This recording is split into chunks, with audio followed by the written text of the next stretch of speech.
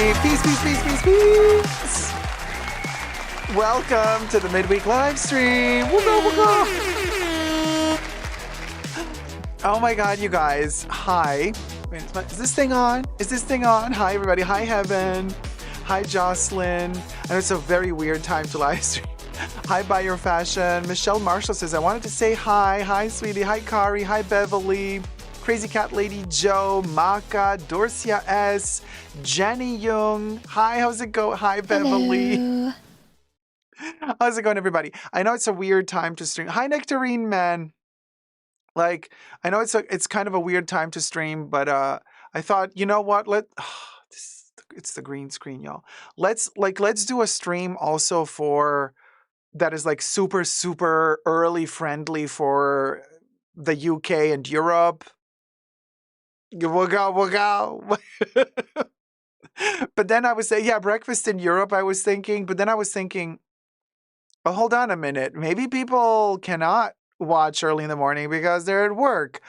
But then I see that a lot of people are tuning in. So I'm like, oh, okay. So it doesn't matter. Even from work, we can see. Hi, Zach. Hi, Dacob. Hi, Bunka. Greetings from the office. Oh, my God. We'll go, Zach. Don't get in trouble.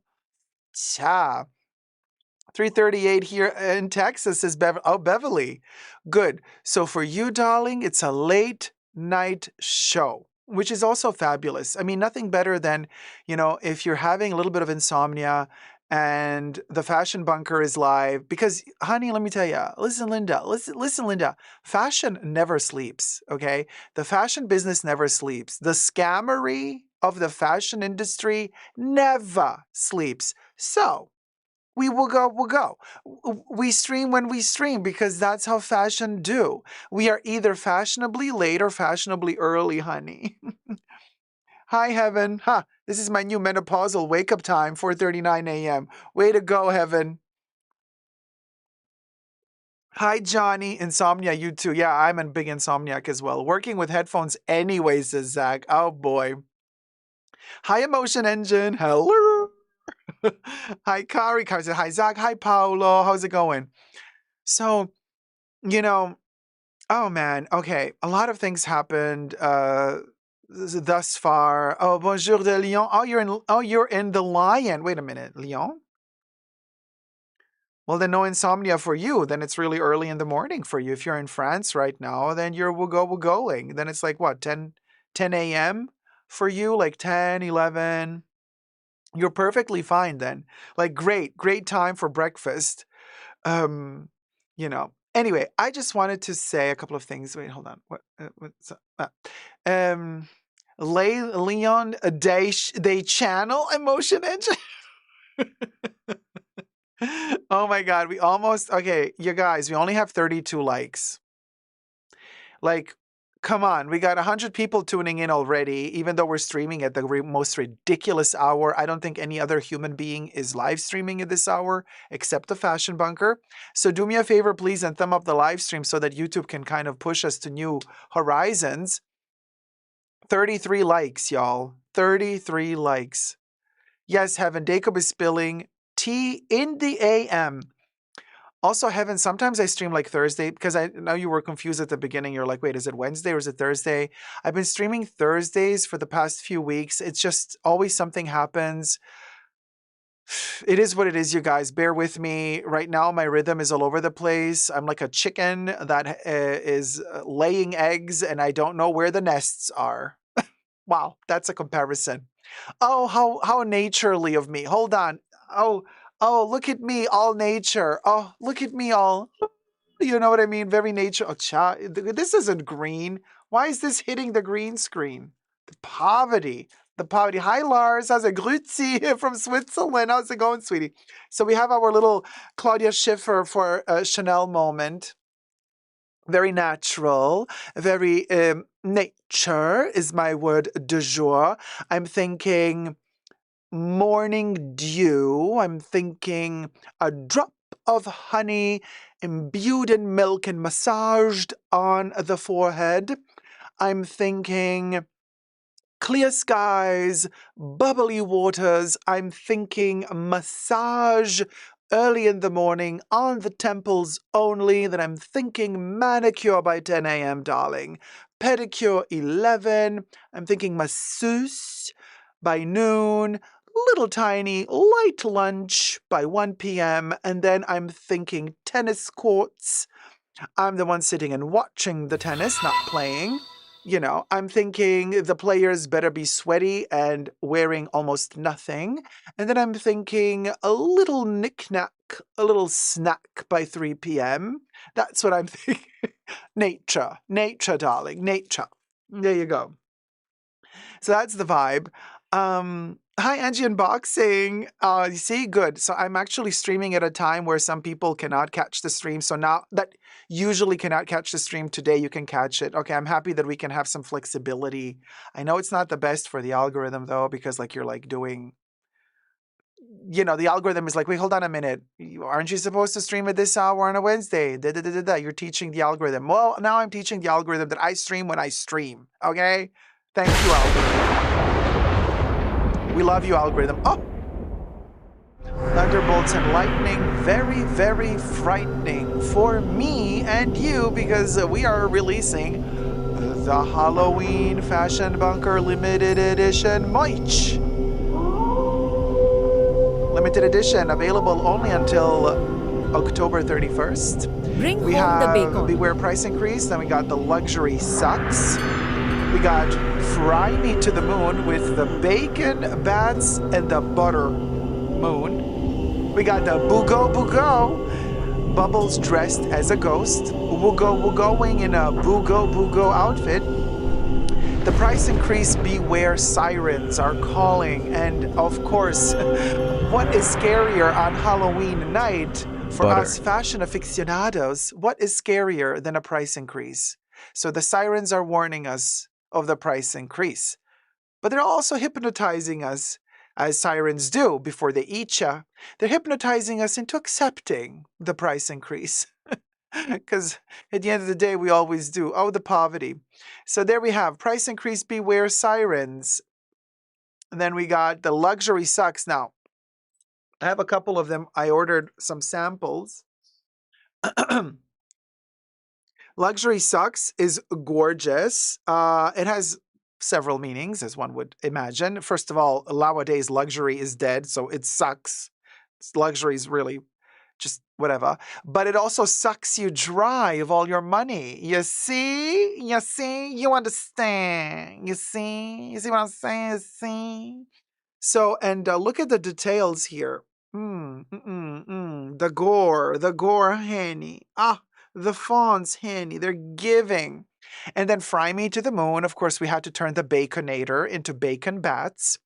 We had a little bit of IYKYK moment, fashion bunker lore, as the butter moon. The moon is made of butter, so it's a breakfast Halloween of sorts. You see, you understand. You got your Baconator bats. Bring home the bacon.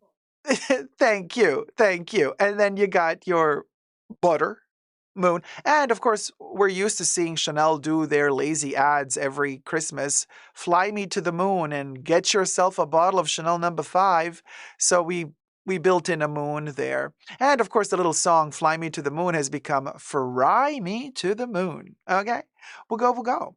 The Bubbles Ghost is so cute, says Crazy Cat Lady Joe. I have it here, you guys. I also have a sample of the Bubbles Ghost on a t-shirt. I mean, it's ginormous. The print is very, very huge. Love it. So this is the Fashion Bunker design team, did all of these. All 4 different prints, but they're available on many different designs. So I have like the male classic t-shirt with short sleeves, but you can also get long sleeve. You can get a female cut t-shirt. You can get a crop top. You can get a mug. They've also introduced a brand new nylon jacket with button up, like press buttons in black. That one is available. Pillows are available. So you can find all of that merch. All of the biggest merch options are available on www.superdacob.com. But then in some Amazons, not in every country, but some countries have access to my Amazon shop. So if your country's Amazon has access to my shop, then you can find a limited amount of merch there as well. You just have to Amazon search within the Amazon search engine for Super Dacob Halloween, and then my items should pop up if your country's Amazon carries my merch. Now, if you're Amazon Prime member, you get free shipping. If you are a member of the Fashion Bunker, a Tier 2 member or a Tier 2 patron, you do get 15% off on my website, not on Amazon. The coupon code for Tier 2 members is pinned at the top of the Patreon website on my Patreon page. And for the Tier 2 members, you have to go to the member side of my channel and then scroll to find the latest coupon code, which has been released 3 days ago. So this collection is going fast. And I gotta say, last year, so every year I do a limited edition Halloween collection, and every year, who buys it, buys it. And then some people are like waiting till the last minute because after midnight strikes, from the 31st of October to the 1st of November, the collection will disappear. And then always the same story, in November, people are like, oh no, I wanted to buy it. Why is it gone? I'm like, well, you got 1.5 months. You got almost 1.5 months because time is ticking. So you got like your 5 to 6 weeks time and then it's gone. And I like also the fact that it's a limited thing because it kind of, then I start thinking about what's going to happen next year, what designs to create for next year. And it's special for whoever buys it, gets a special part of the Fashion Bunker lore. Now, in particular, if you're going to get the Fry Me to the Moon, like nobody will understand what it means except us. Sure, people are going to see, oh, weird bats and a weird moon. Fry me, why fry and not fly? But we're going to know that we're frying the bacon on the butter. So, and of course, bugo. Nobody knows what bugo means except us. So there's that. And then I wanted to create, a little bit more kind of serious fashion-related criticism, Halloween merch, which is the luxury sucks. And then bugo is the more innocent, cutesy Halloween because some people don't like scary stuff. So I thought let's do the less scary one, which is the little ghost.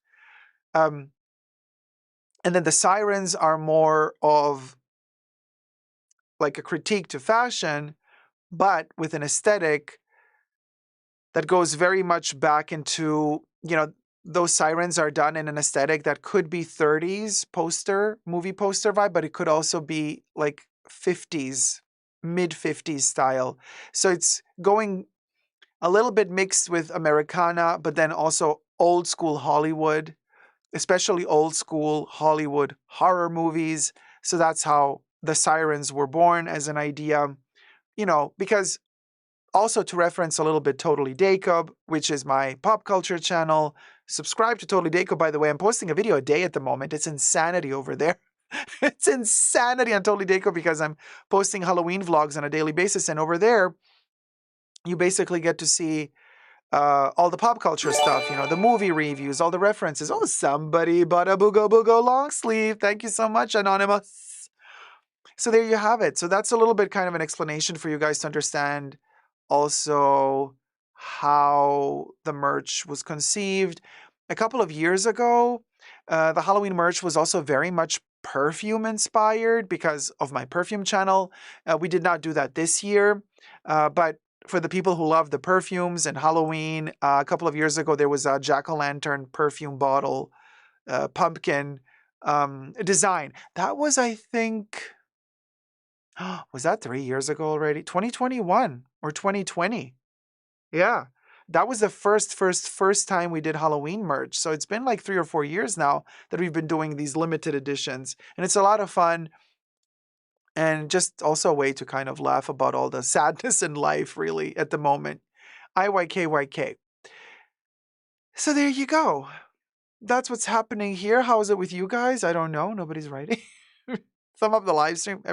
Did everybody just leave? mm. 52 likes only. Come on, we can do better. Do better, guys. All right. We got over 100 people watching. And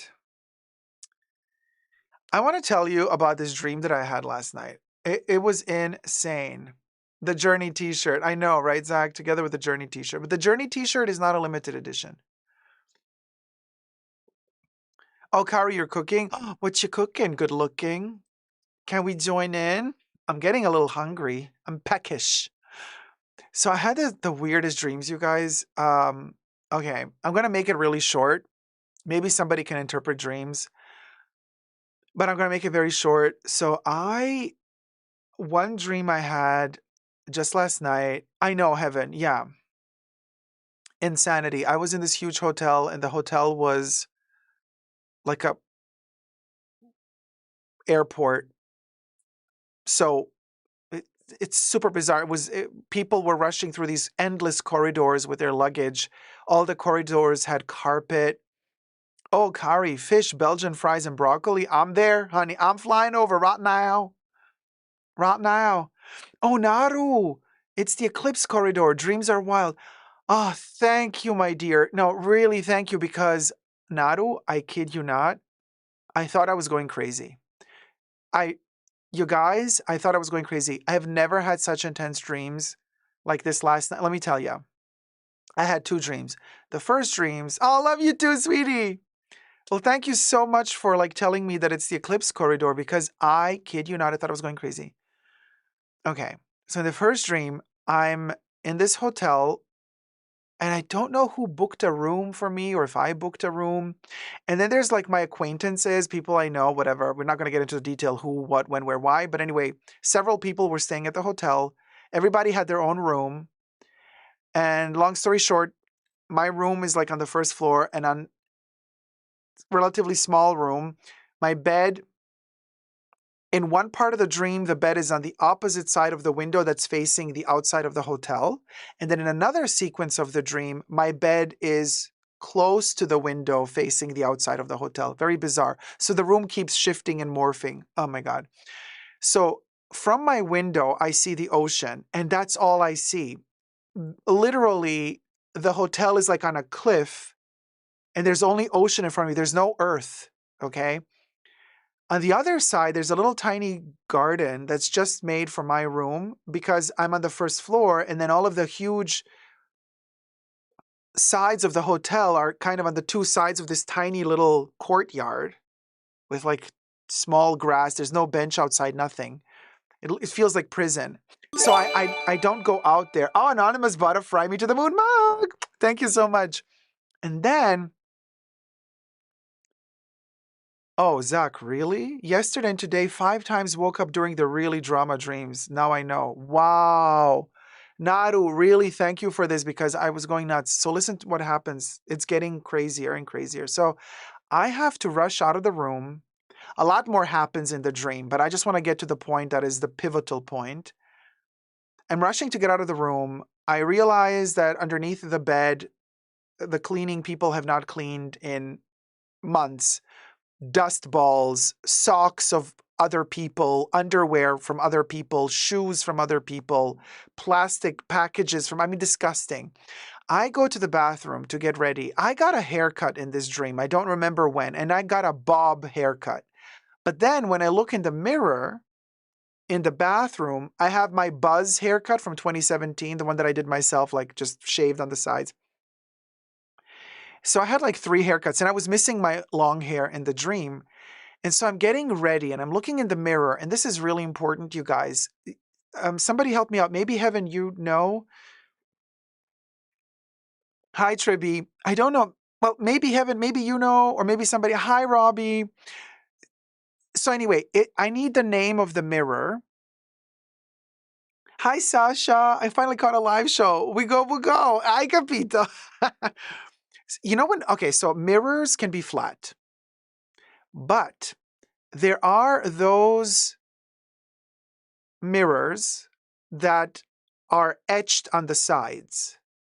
So the mirror is flat, but then on the edges, it has an angle. It's they're slanted at the edges. It's almost like a mirror has its own frame. Do you know what I'm saying? It's a specific type of mirror. Heaven says yes. Okay, so help me out here. Do those mirrors have a specific name? Because I'm not sure everybody understands. Beveled mirrors? Thank you, Robbie. Okay, beveled mirror. Just beveled?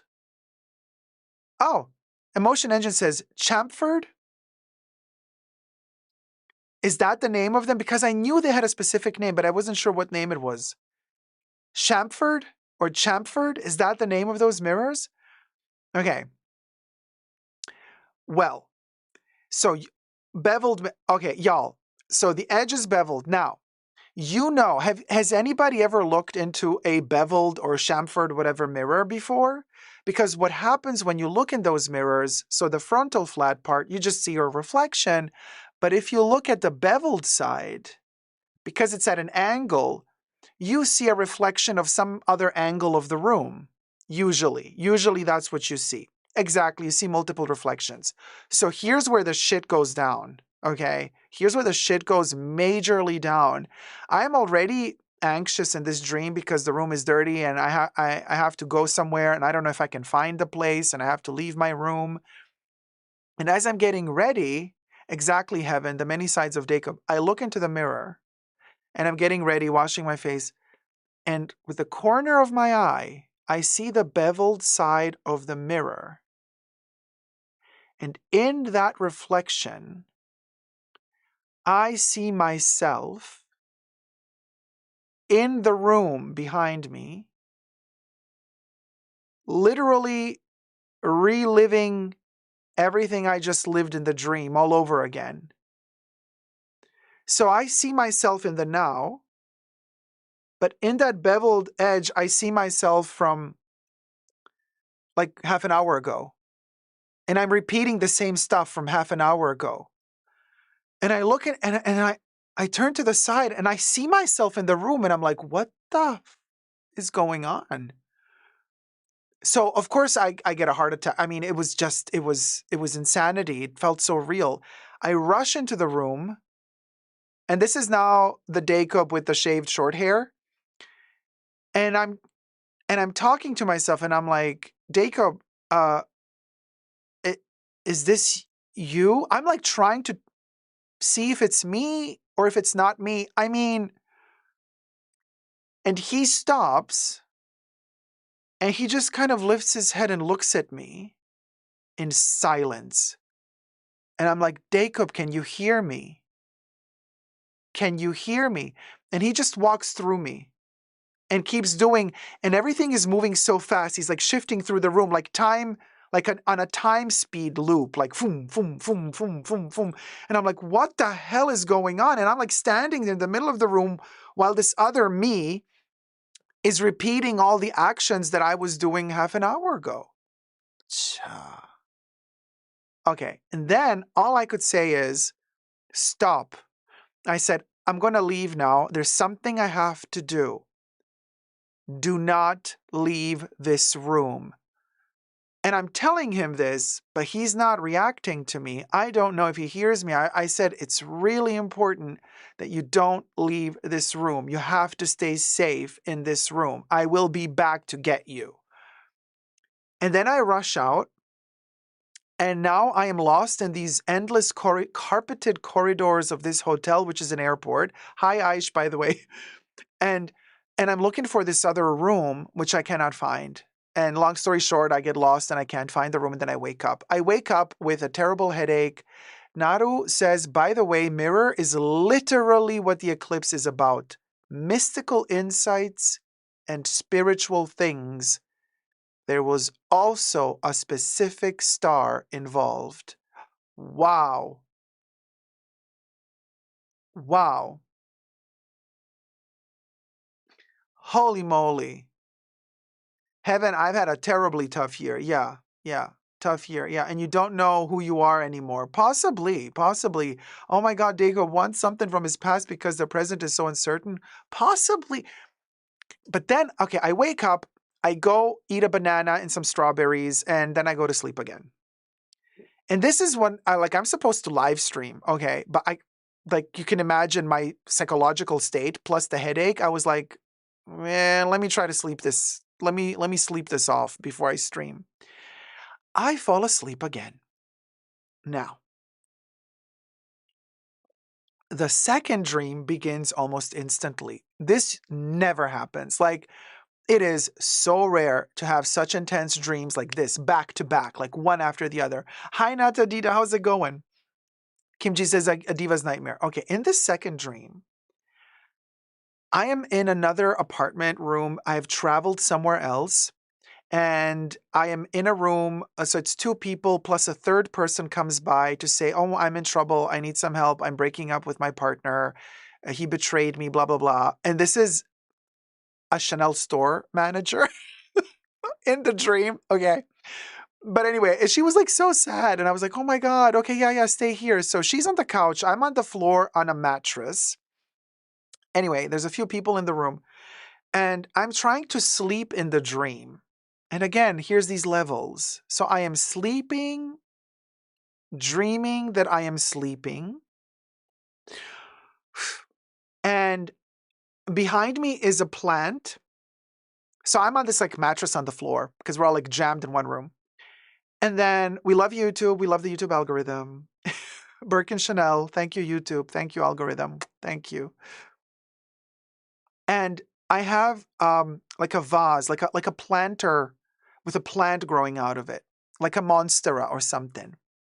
And I hear like a like this. Oh my God. Ugh. Yeah, I don't know. I turn around. There's this insect. Okay, this big coming at me. Because I'm sleeping, right? And that thing is like, it's above my head. And it's coming at me and it's morphing and it opens up its wings and it becomes huge and it starts flying through the room. I jump and scream.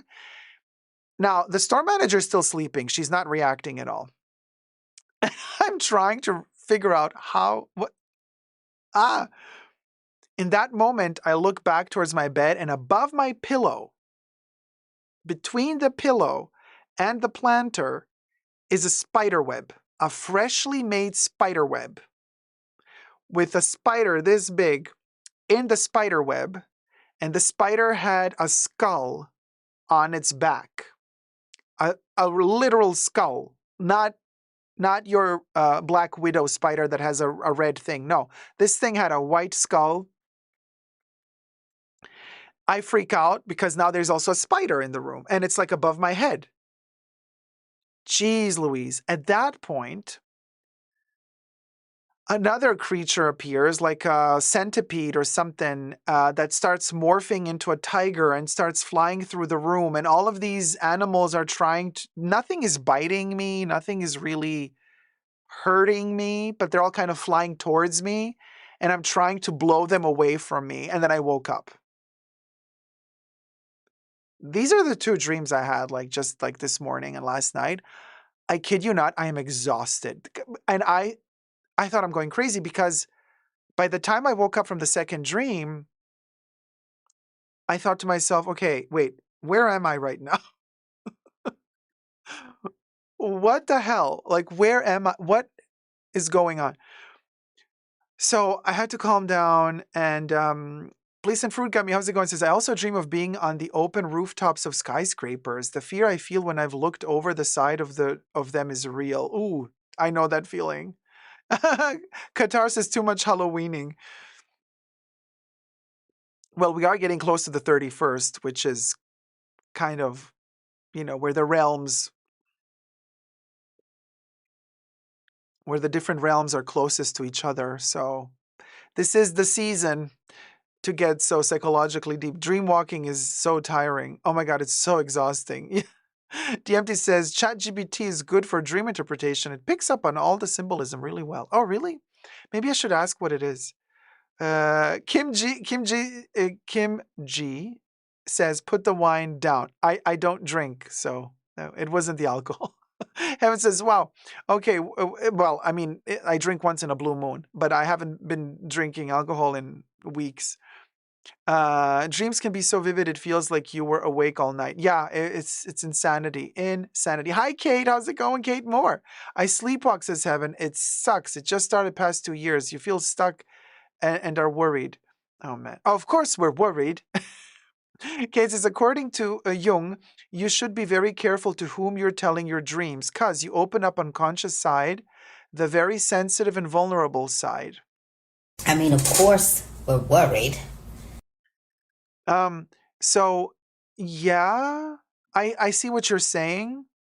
Um, and coincidentally, the same applies to like if you have some amazing ideas, they always say like don't share your ideas with anybody because then somebody might snatch the idea.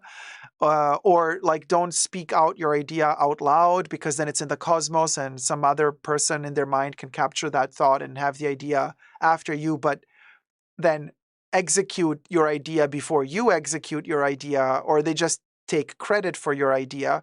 A similar thing can happen with dreams in a way because you are more vulnerable when you share them.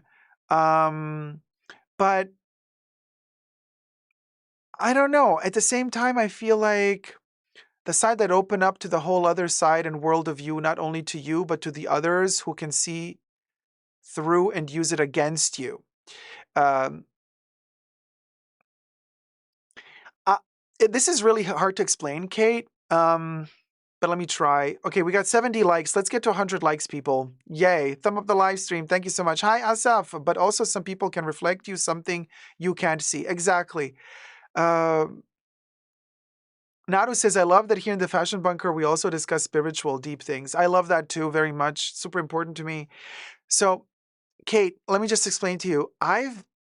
Um, I've studied art, and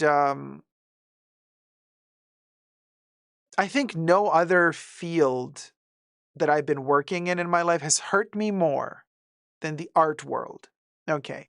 In terms of backstabbing, in terms of gallerists using you, in terms of art critics abusing you, in terms of curators, oh, honey, hashtag me tooing you, and so on and so forth. Um, and if there's something that I've learned as an artist is that I use that as my own weapon. So I have learned in my life to use my vulnerability and my openness as a tool to access even more depths inside of me, to access even more depth in terms of creating art ultimately, and barricading myself precludes myself from growing. And this is just my personal realization for myself. Everybody's different. Everybody copes differently with how the world treats them, with how abuse works. In my case, I'm very much that person that just says, here, like literally, and then usually when that happens, the bully is de-weaponized because you're just so naked in front of them, fearless, emotionless, that they lose total power. Total power. So, so yes, I have had people doing shit, witchy stuff, voodoo, physically attacking me, talking shit behind my back. I've had it all done to me. And here I am. I'm still here. So I guess it's also the process of learning to utilize pain to your advantage. And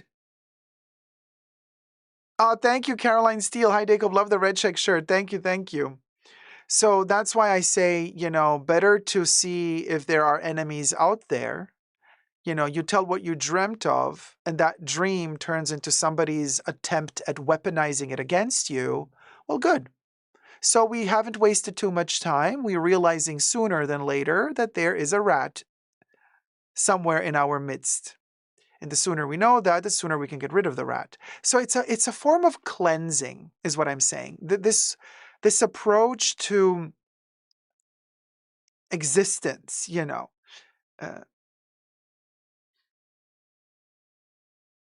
oh, we found a rat just now. What is this?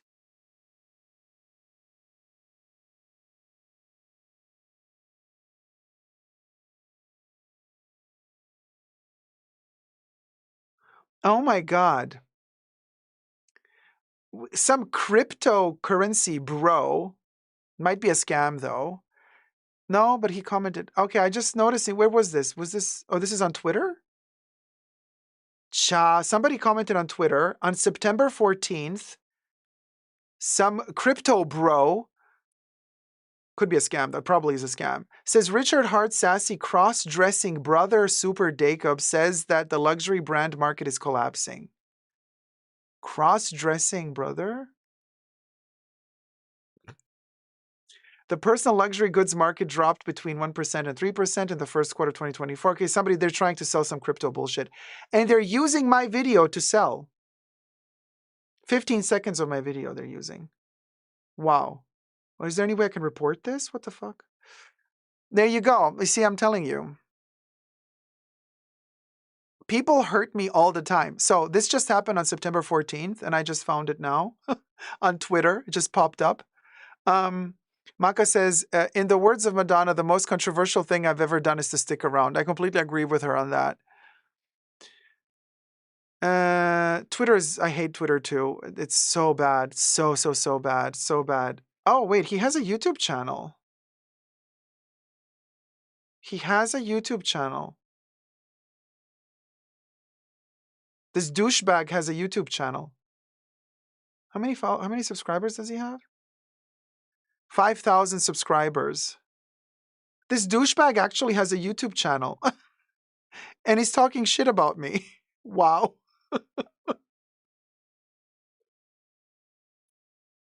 No words. No words. Wait, did he make a video about me?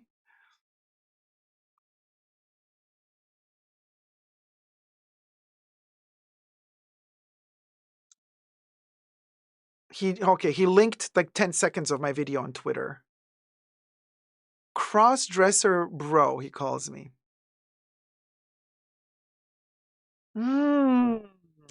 People should get a life and get on with theirs, says Caroline Steele. Yeah. Crazy Cat Lady just says, what is his name?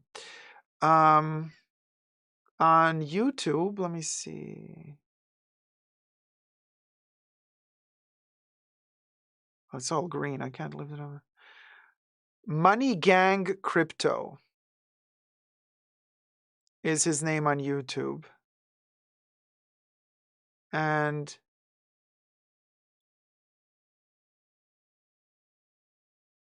he tries to do all the thumbnails like every other baboon, including me on YouTube tries to, he does the, oh, I'm shocked. All those photos. Money Crypto Gang, and he has like a green banner. Did you find him, guys? He has a green banner on his YouTube profile. But he posted me on Twitter, okay? Not on YouTube. He posted me on his Twitter account. Not on YouTube. What an idiot, says Aish. Hi, Siobhan. How's it going? People should get a life, right? Yeah. Linda says, found him. Emotion Engine says he's a flop. Flopiana, Flopalina Jolie. Flopamal. Oh my God. It's probably a bot account, says Kim. No, he has videos with his, let's not add adjectives to that face that he shows. Yeah, he looks like a fragrance bro. Definitely. Oh, speaking of fragrance bros. Oh boy, if the fragrance bros hated me, like the heterosexual mask for mask fragrance bros, wait till they see tomorrow's video. Tomorrow's video, Friday's video on my perfume channel is going to be, let's just say, rage baiting is Wicca compared to that video. So I'm really looking forward to it. And it's going to be the review of, where is it? Somewhere here. Chanel Allure Homme Sport Superleggera.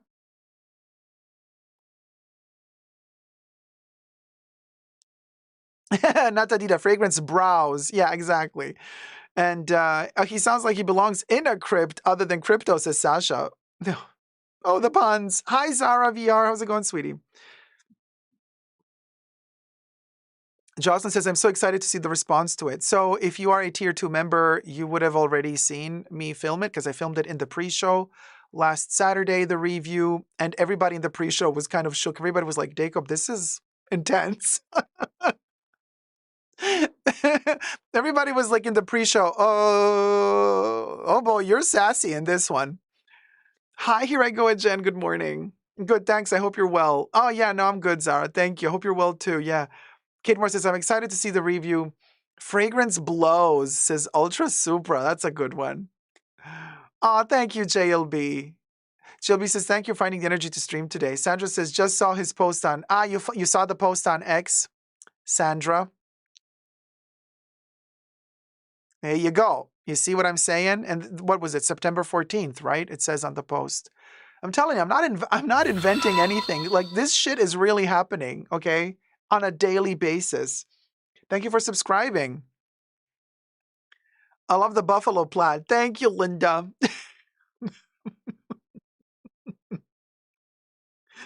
Oh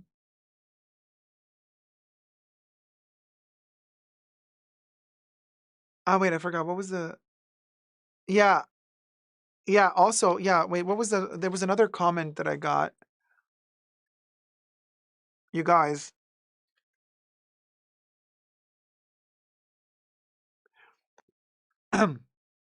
Listen to one of the comments that I got on my main Super Dacob channel, and it went into held for review because YouTube finally, realized, well, maybe this comment is a little bit too hateful.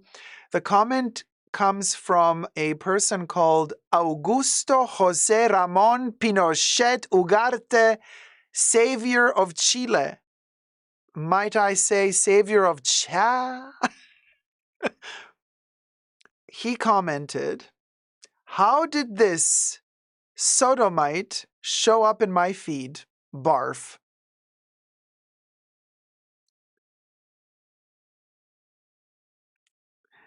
Wow. Yeah, so there you go. We're on that level now. We're using these middle-age terminologies, okay? And he tried to spell it separate so that YouTube would not filter it out, but YouTube still filtered the comment out. He spelled it with SODO minus MIGHT, and he thought he did something, but no, it still went into the spam folder.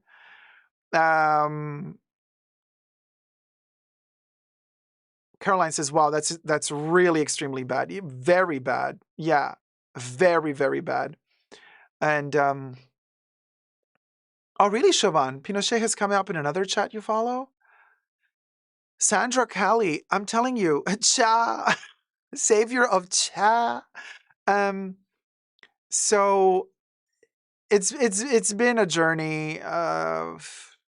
I don't know what to tell you guys. The world is really hateful. I mean, more than ever before. At least in our lifetimes. I mean, of course, the planet has gone through other times and other morals, and our ancestors, great ancestors, had to deal with other issues and other forms of hate for sure. We have it easy compared to what is happening in other parts of the world currently, but we also have it much easier than how it was to live in our own country centuries ago.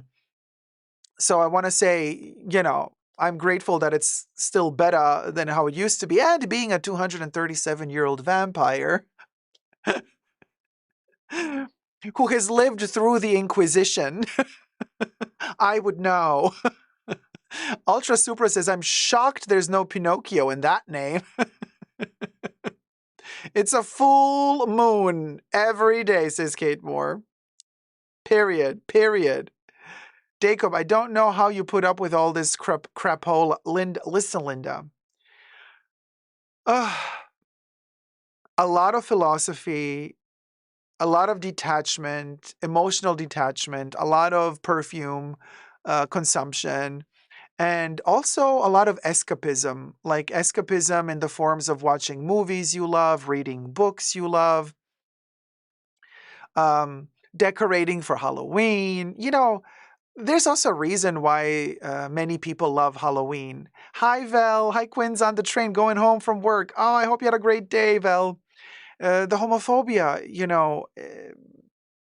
is rampant worldwide, whether it be a first world country all the way to fourth, fifth world countries. But horror movies, uh, it's a genre that really, really kind of uh, appeals to especially the the LGBTQ plus all of the letters of the rainbow community.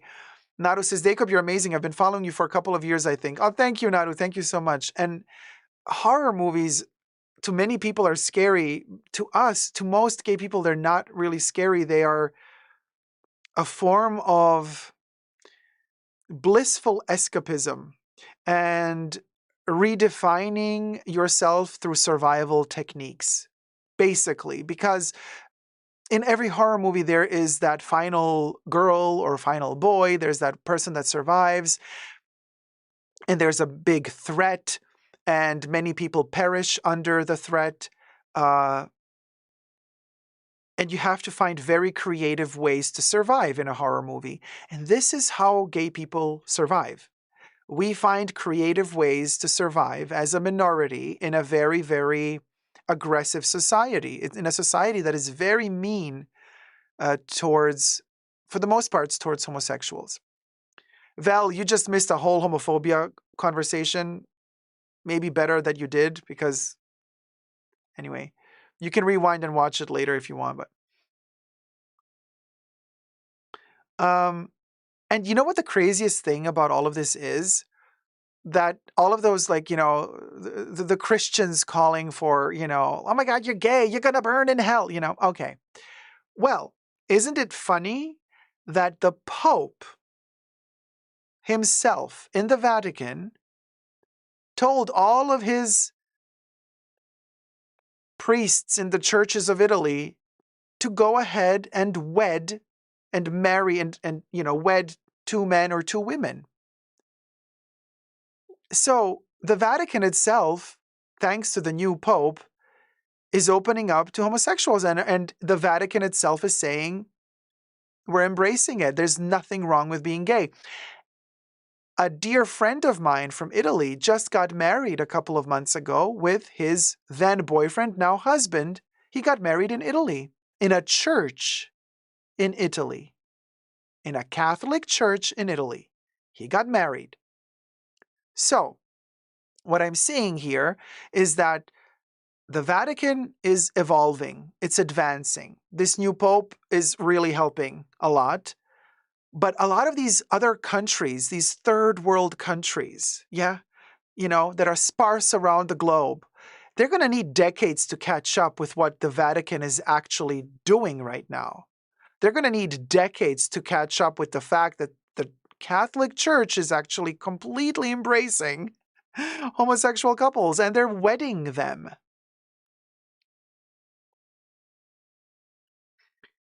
So, no, cinnamon roll. No. Let's not. It is much better now. Forget about it. Just 3 years ago, he would not have been able to get married in a church in Italy with his boyfriend. Never. He got married this year in an Italian church to his boyfriend, who is now his husband. So that is huge progress. Huge progress. Okay. So there you go.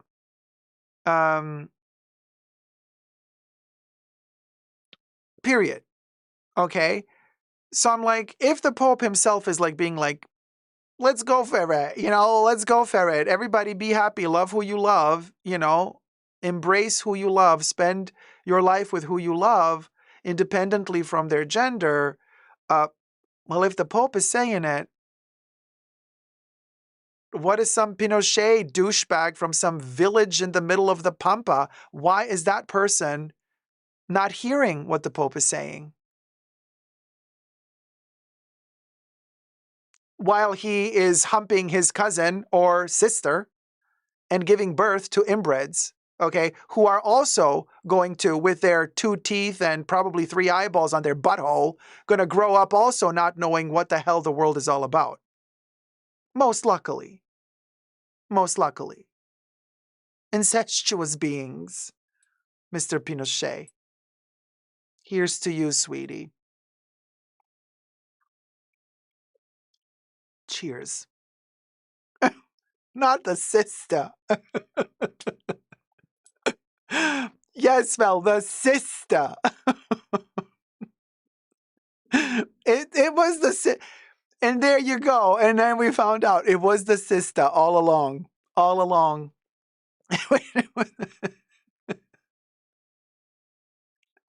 Yep.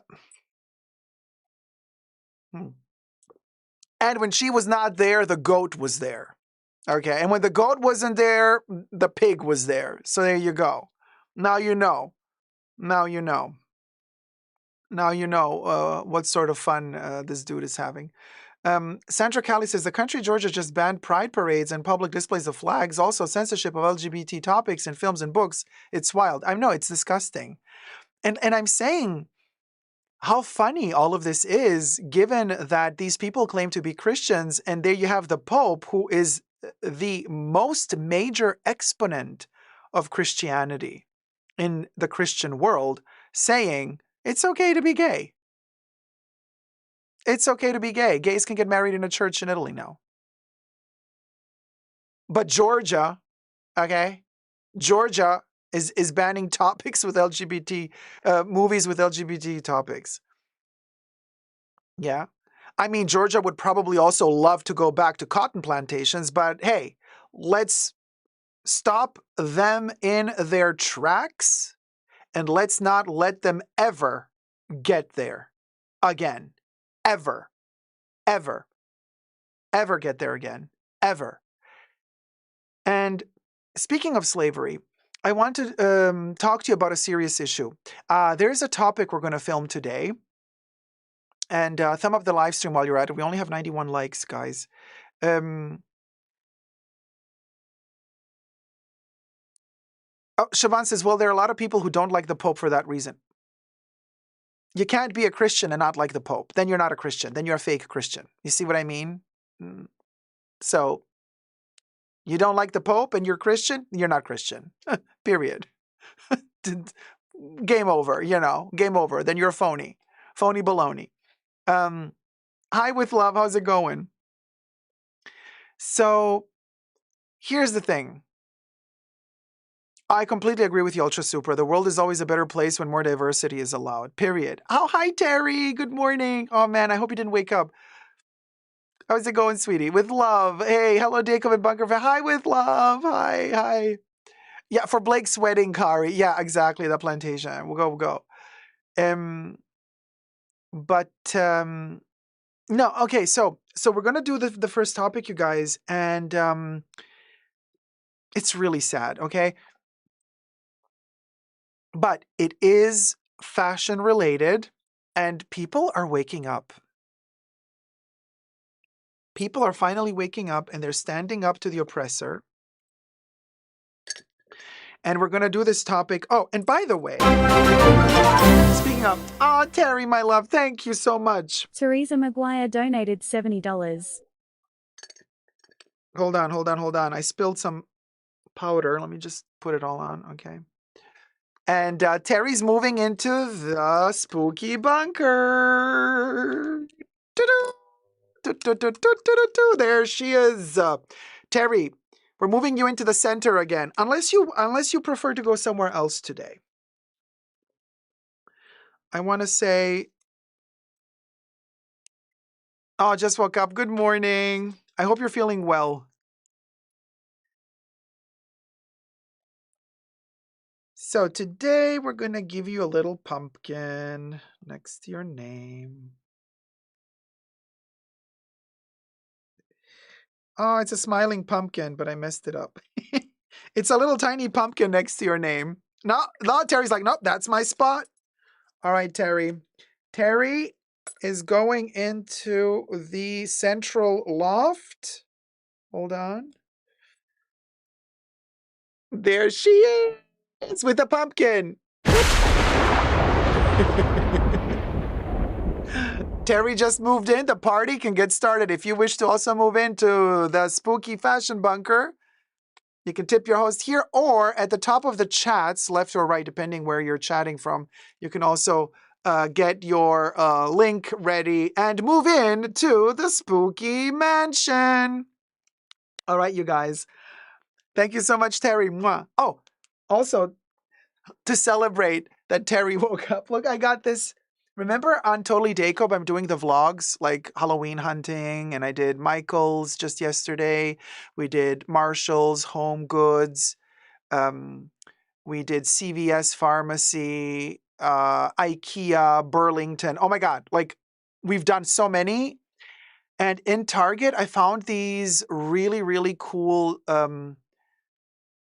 I forgot the name of them, like really, really big plastic poster like characters, which are, what are they called? They're called, they're not die cast because they're not metal. They're not blow molds because they're not round blow mold. What's the name of the, oh my God, completely, anyway. How amazing is this jack-o'-lantern? Can we talk? It's ginormous because on video, when I'm filming this, it doesn't look that big.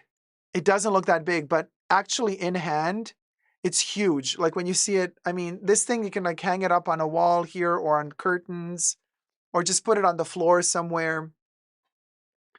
I love this shit. Okay, this is my jam, especially this vintagey vibe. And I love the pink with the orange and the red. Oof. And the black. The color combo is just delicious.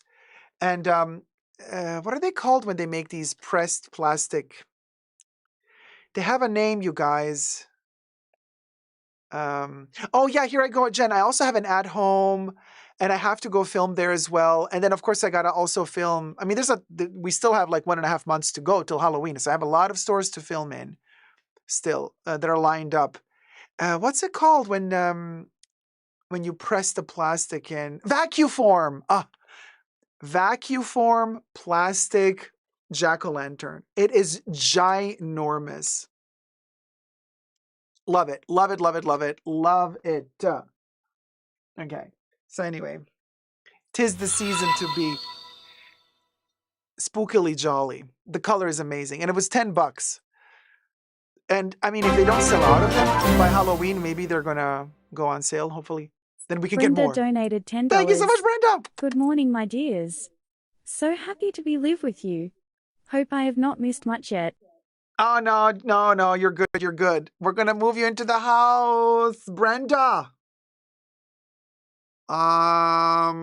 We do this loft for Brenda. We're filling up all the houses, you know. So I'm gonna give Brenda the other loft. And a little bat. The bat looks like a ghost, but it's a bat, trust you me.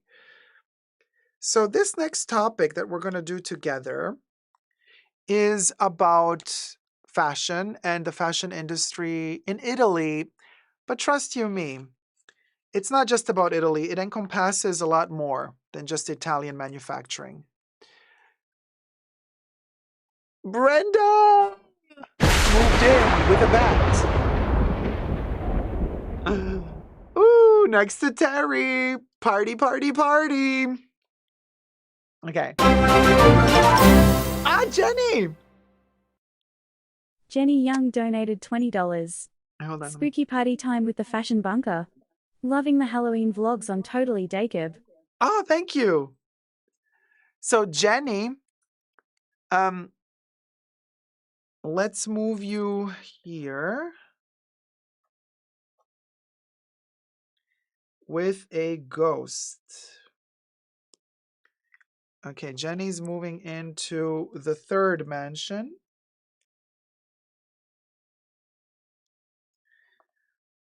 And always, this is the biggest entrance, so it's hard to stick it properly because it's a big opening. Jenny, our size queen. Okay. Jenny, there you go with the ghost.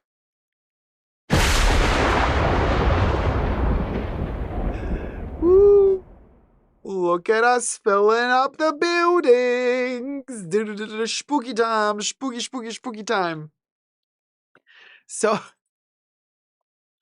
all right, let me just get these little stickerlets out of the way. Okay. All right. Now, we'll go. Actually, really sad topic. But you know what? Really important. 101 likes. Oh, we did it, Joe. We finally made it to 101 likes. Let's go for 150 while we're at it. And we got 2 mods in the house. I saw Aish earlier in the chats and Terry woke up. So we got 2 mods in the house as well to keep us safe. That's good. And well, Bubbles is also there. So don't worry, guys. We're safe. Bubbles is also going to take care.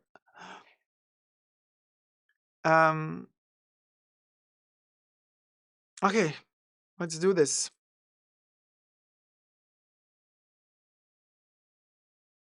Good morning, Marina. All right, yeah, okay.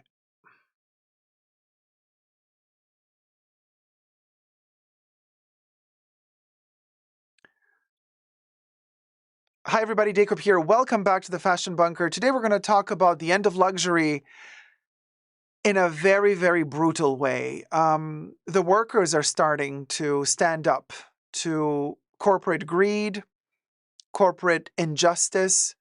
The workers, whether they be legal or illegal, are actually protesting. And there's a very interesting article that just came out by Reuters, and they are talking about how migrant workers suffered to craft the Made in Italy luxury label or labels.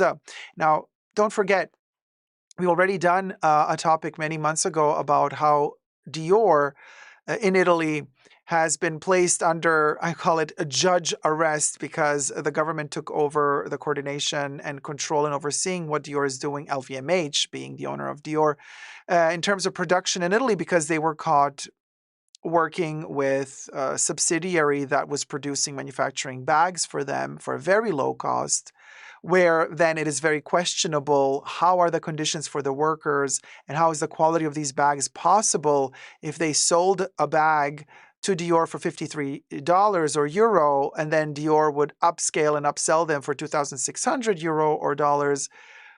How are the conditions for the workers then? Are those workers professional? I mean, they're making luxury. Do they know what they're doing? Well, it turns out no, and no. Workers were illegal. They would come and work 14, 16-hour shifts, 5 days a week, 6 days a week. They would start working without knowing what their job is. They would learn the job while working. So you can imagine why we are complaining about quality many a times nowadays when we purchase luxury goods. Why? Why do you think we're complaining about the quality? Because the quality is not there anymore, because people, non-trained people, are making these items under conditions that are comparable to slavery. And so let's get to this. We have to read this article, you guys, and there's a lot to talk about and a lot to expose. But first, subscribe to my channel. If you haven't already, push the join button next to the subscription button. Become a member today. Gain access to extra perks. You can also join me on Patreon. Super Dacob all spelled together there as well for extra perks. This video is being filmed live in front of a live virtual audience. I live stream several times a week, so come join me on my channel in the live chats. Hello to my co-chatters. Everything I say in this video is for entertainment purposes only, not rooted in truths or facts. Everything's alleged and just my opinion. So don't shoot the messenger. We'll go. So, article by Emilio Parodi, Elisa Anzolin, Dennis Balibus and Mimosa Spencer. And I commend all of you people. You're amazing, and I'm just here to spread your word. And you guys, very proud of you. I think this is amazing. Do more reporting like this. So here goes, you guys. Prato, Italy, and Geneva. September 18th, Reuters. So a lot of the production also happens in Prato of fashion, of the fashion industry, as well as the sweatshops. Those are there as well, unfortunately. In Tuscany. So made in Italy is now called by the protesting workers shame in Italy. That is their motto. That is their logo. That is what they're shouting out when they're protesting. It's no longer made in Italy. It's shame in Italy. And I love it. I mean, what a way to mobilize.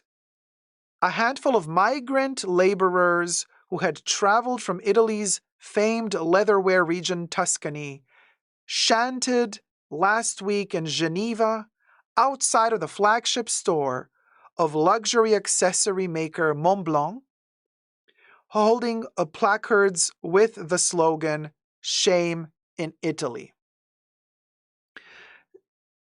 And by the way, this is not just about Montblanc, it's about many more brands, luxury brands. So stay with us. Standing about 3 kilometers from where Montblanc's $76 billion parent, Richemont, the big company, was meeting shareholders. The workers, flanked by more than a dozen Italian and Swiss union officials, this is why it's so important to unionize, accused the pen and watches maker of dropping its supplier Z Production last year because of rising costs. Now, we're going to see in this video how interesting the connection is between what the brands claim is happening, and then we're going to hear what the workers claim is happening. The Chinese-owned contractor, based in Tuscany, had improved its working conditions in October of 2022. So mind you, a lot of these Chinese manufacturers in Italy were put under pressure because more and more reporters and news outlets are reporting about how they are mistreating their workers, how many of the workers are not legal workers, how they don't even have a passport, how they're kept in slavery conditions, working 14, 15 hours a day without break, having to stand on their feet for 14 hours straight, 6 days a week, for maybe 500-600 euro a month salary. They don't even have time to wash themselves. They don't have time to wash their clothes. Okay? So one of these factories, Chinese-owned contractor factories, started upping the quality of labor. You see. Now, it says it had improved its working conditions in October of 2022 after years of irregular contracts and long shifts. Workers and union officials told Reuters. Montblanc then ended the contract because one of the workers says, one of the workers says, Montblanc ended the contract because we wanted to work 8 hours a day, 5 days a week as legal workers, said 23-year-old Zain Ali from Pakistan. He worked for Z Production for 2.5 years, applying metal Montblanc logos to leather accessories. He says they just wanted slaves. Z Production did not respond to a request for comment for this story. Montblanc said in a statement to Reuters it had decided to terminate Z Production's contract in early 2023 because its audits showed the contractor had failed to meet its standards as outlined in Richemont's Code of Conduct for Suppliers.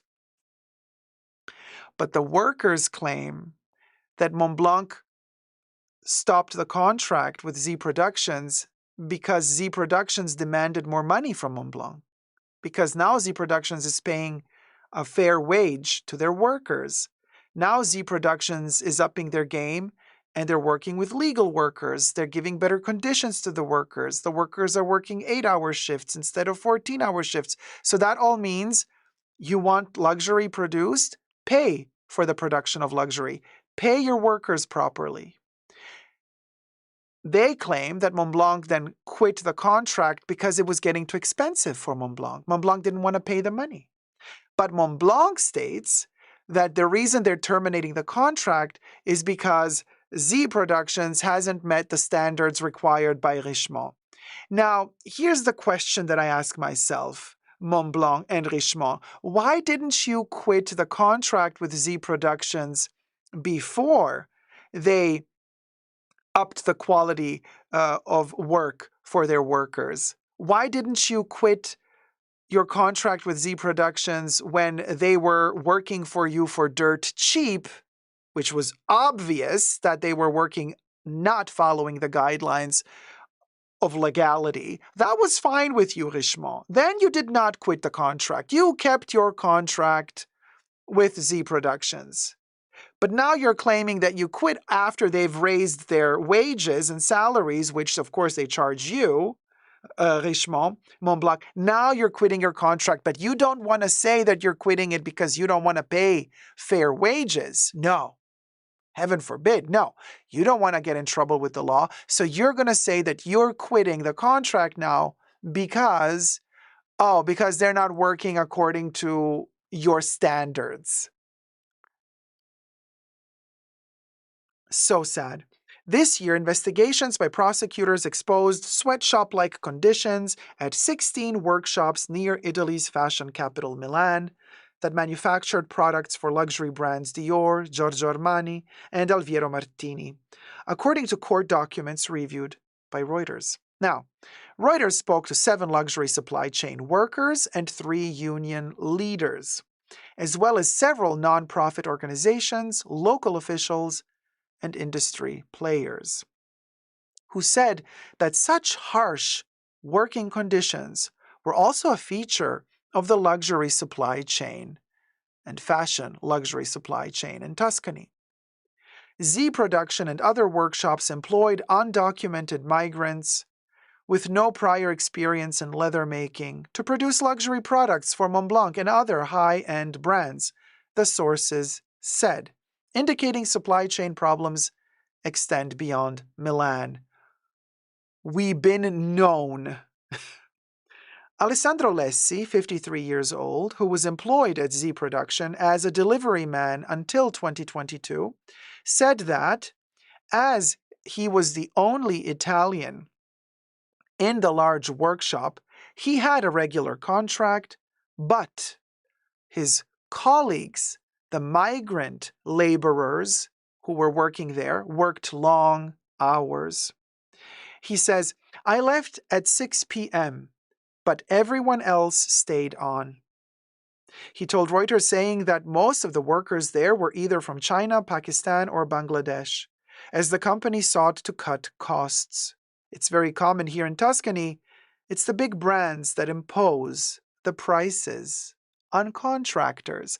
So indeed, he says, it's the big brands that impose the prices on the contractors. The contractors then have to find people who work basically for free, modern-day slavery, you understand, to be able to meet the requirements of said luxury brands, because otherwise the luxury brand is going to say, you don't want to do it for dirt cheap? That's okay. There's another 10 factories lined up waiting to do business with us for even less.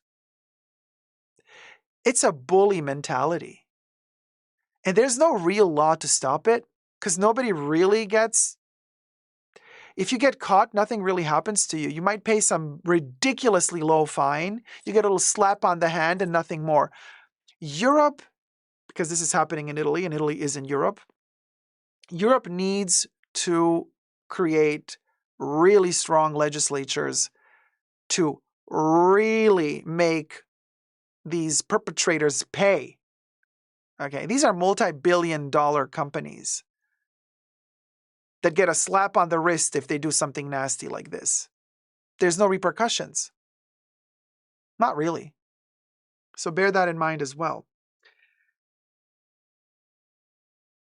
A Milan court placed Alviero Martini, SPA, Armani's industrial arm Giorgio Armani Operations, and Italy's manufacturers Dior into judicial administration respectively in January, April, and June,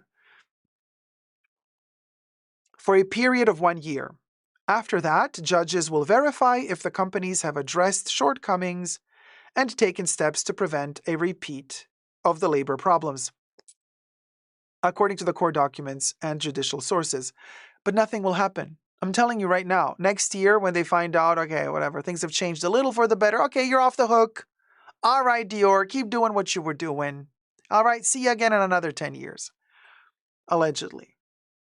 Speaking in July, Dior's parent LVMH said it planned to strengthen audits and checks of the supply chain and that Dior would take more direct control of its production. In April, the Armani Group said it had always had control and prevention measures in place to minimize abuses in the supply chain. Alviero Martini said this month it was unaware of the unauthorized subcontracting and of the exploitation of workers. Don't you just love it when these brands act all stupid? These multi-million, in some cases multi-billion-dollar brands, once they're caught doing this, they act dumb AF. And they said, oh, well, it's not our fault. I mean, we're paying whatever the contractor or subcontractor is asking us to pay. And then what they do, that's their problem. So we had no clue. We had no clue that they were hiring people to work illegally for 15 hours a shift. You had no clue, really. And yet you didn't care to ask yourself, how come they only charge $50 a bag? How do you think they can pay their workers rent, owning a factory, electricity, taxes, everything at such low production costs? You don't care about that, but you had no clue.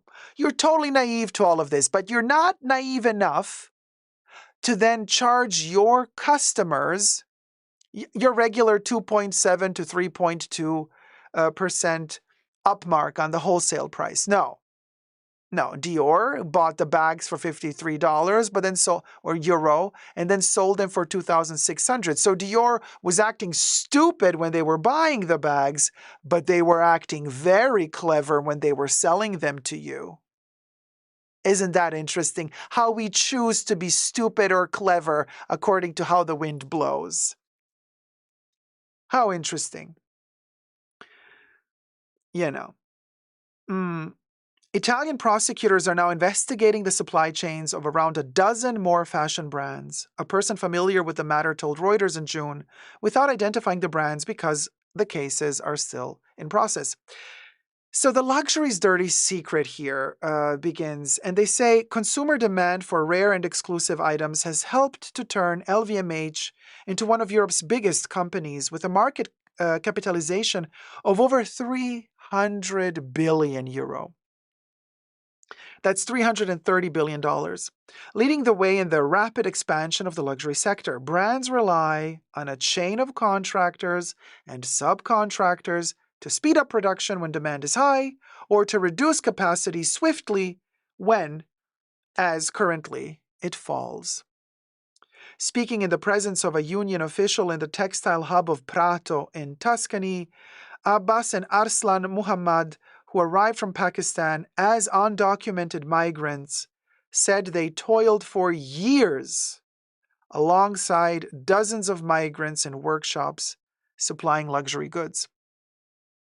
Abbas, 32, who was a welder in Pakistan and arrived in Italy through the Balkans in 2015, said he started off at a Chinese-run workshop in Incisa Valdarno, a well-known leather working district near Florence, while lacking a worker's permit. He says, for my type of work, I had to stand up for 14 hours, working on my feet. Abbas said he worked alongside around 50 Pakistani, Afghan, and Chinese migrants making bags and leather accessories for international luxury brands. He declined to identify the workshop for fear of retaliation. His task was to dye the leather of bags made by separate contractors. So the leather hides would arrive, and he would dye them, and then they would leave again.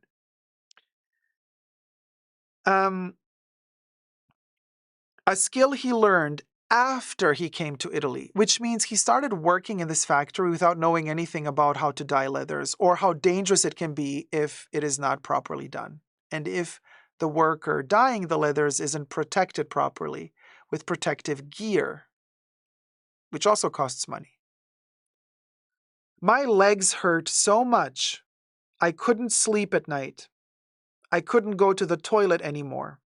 I couldn't sit down anymore, said Abbas, who declined to disclose his full name or give details of his current contractor for fear of losing his job. Abbas told Reuters he earned between 600 and 700 euro a month from a part-time contract and between 400 and 500 euro in cash for additional hours. Francesca Ciuffi, an official from Union SUDD, Cobas, who helped organize the Geneva protest, said such practices are still common at workshops in Prato. Given his health issues, Abbas was dismissed from the first job, but found work in 2019 in the same industry in Prato. For another 3 years, his working conditions were similar to those experienced at the first factory, he said. But in 2022, with help from SUDD Cobas, Abbas and his colleagues managed to secure a regular contract for 1,400 euro a month. Still extremely low. You're working your whole month for 1,400 euro, and one belt that you produce costs more than your monthly salary in these luxury boutiques. Just one belt.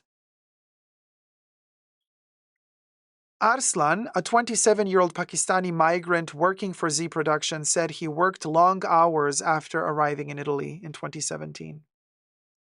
When you work more than 12 hours a day for 6 days a week, you don't even have time to do shopping. You don't have time to wash your clothes. He initially worked without a contract and was given then a part-time deal. Like Abbas, he eventually got help from the union and won a proper contract in 2022 from Z Production, he told Reuters. Illegal practices exposed. The Milan court documents said that luxury brands typically hand production of their designs to a lead subcontractor, but that company can be little more than a shell, able to produce samples, but with little manufacturing capacity. So how do they produce the massive amount of product? The real work will be done by another workshop, where costs are low and checks on conditions and the treatment of workers virtually non-existent. In the course of the inquiries, such tested and deep-rooted illegality emerged that it can be seen as part of a wider business model exclusively directed at increasing profit. Of course, everything done for the sake of the almighty dollar. The Milan prosecutors wrote in June in documents relating to the Dior case. Keeping tabs on what happens inside the sprawling luxury supply chain in Italy is challenging. The country accounts for between 50% and 55% of the global high-end goods production, according to consultancy Bain. An average brand has 7,000 suppliers, said Carlo Capazza, the chairman of Italian fashion brands lobby group, National Fashion Chamber. If each supplier has 2 sub-suppliers, it's probably another 14,000 suppliers. I want to see who can do 21,000 audits per year. It's impossible. So it is clear that someone escapes the controls.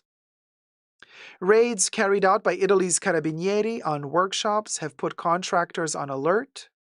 A judicial source told Reuters, declining to be named, as the case is ongoing, inspectors over the summer show that contractors are putting their house in order, at least in the Milan hinterland.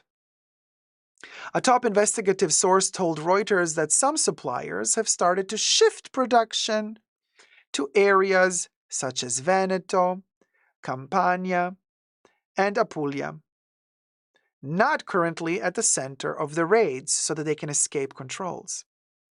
Antonio Franceschini from Italian lobby group CNA Federmoda, which represents artisans and small fashion enterprises, said that in the cutthroat world of luxury, putting staff on proper contracts and respecting environmental regulations inevitably comes at a price. Underpaid staff and unhealthy working conditions allowed, for example, Dior contractor Pelletteria Elisabetta Young, SRL, to charge Dior as little as €53 per handbag, court documents said, against a retail price of €2,600. Milan court documents show. Dior said it cut ties with the supplier, which was only partially assembling bags. A workshop offering to do work for expensive products at rock-bottom prices, like the ones exposed by the Milan prosecutors' inspections, should, however, be a red flag for the big brands as the risk of abuse of workers' rights rise as production costs fall, industry experts warn. The remuneration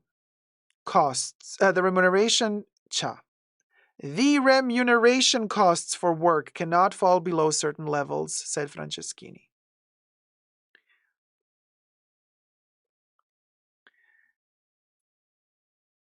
Luxury is dead. Get that into your head, little rhyme. We are not buying products that are produced at wonderful quality control rates by artisans that are sitting in a workshop with their little capelets, as the brands love to show us in their brand marketing videos, that are paid highly for their exquisite labor, having breaks for lunch, eating only 8 hours, working 8 hours and then going home. That's not the picture. That's not the true picture. The true picture is 14-hour shifts. You don't get a chair to sit. You have no protective gear. You don't even know really what you're doing. You're exhausted. So you can imagine that the quality of your labor reflects on the final product, which is also subpar. We, the consumer, are the biggest problem here because we keep buying. We keep buying. We keep falling for it. And the more we buy, the more they can get away with it, because the more resources they will have to pay off whoever they need to pay off to stay quiet, to stay silent. What can I say? It is what it is. We're all guilty. All of us. All of us, me included. I really can't wait to see other people talk about this topic after they've watched my video and then they start recording their little videos. How they're going to spin this topic. How much of the blame are they going to take? Other content creators, How are they going to spin? Are they going to be as honest as me? Are they going to take the blame? No, I don't think they will, because at the end of the day, they sold their soul to the devil once they started working with the industry, in cahoots with the industry. Be careful who you're watching on YouTube and other social media platforms. Those influencers you love so much that seem so inoffensive and innocent might just have a snake behind that mask full of smiles and long, coiffed fingernails. Thank you for watching. Thumb up this video and subscribe. Until next time, never forget to never give up on love. Bye.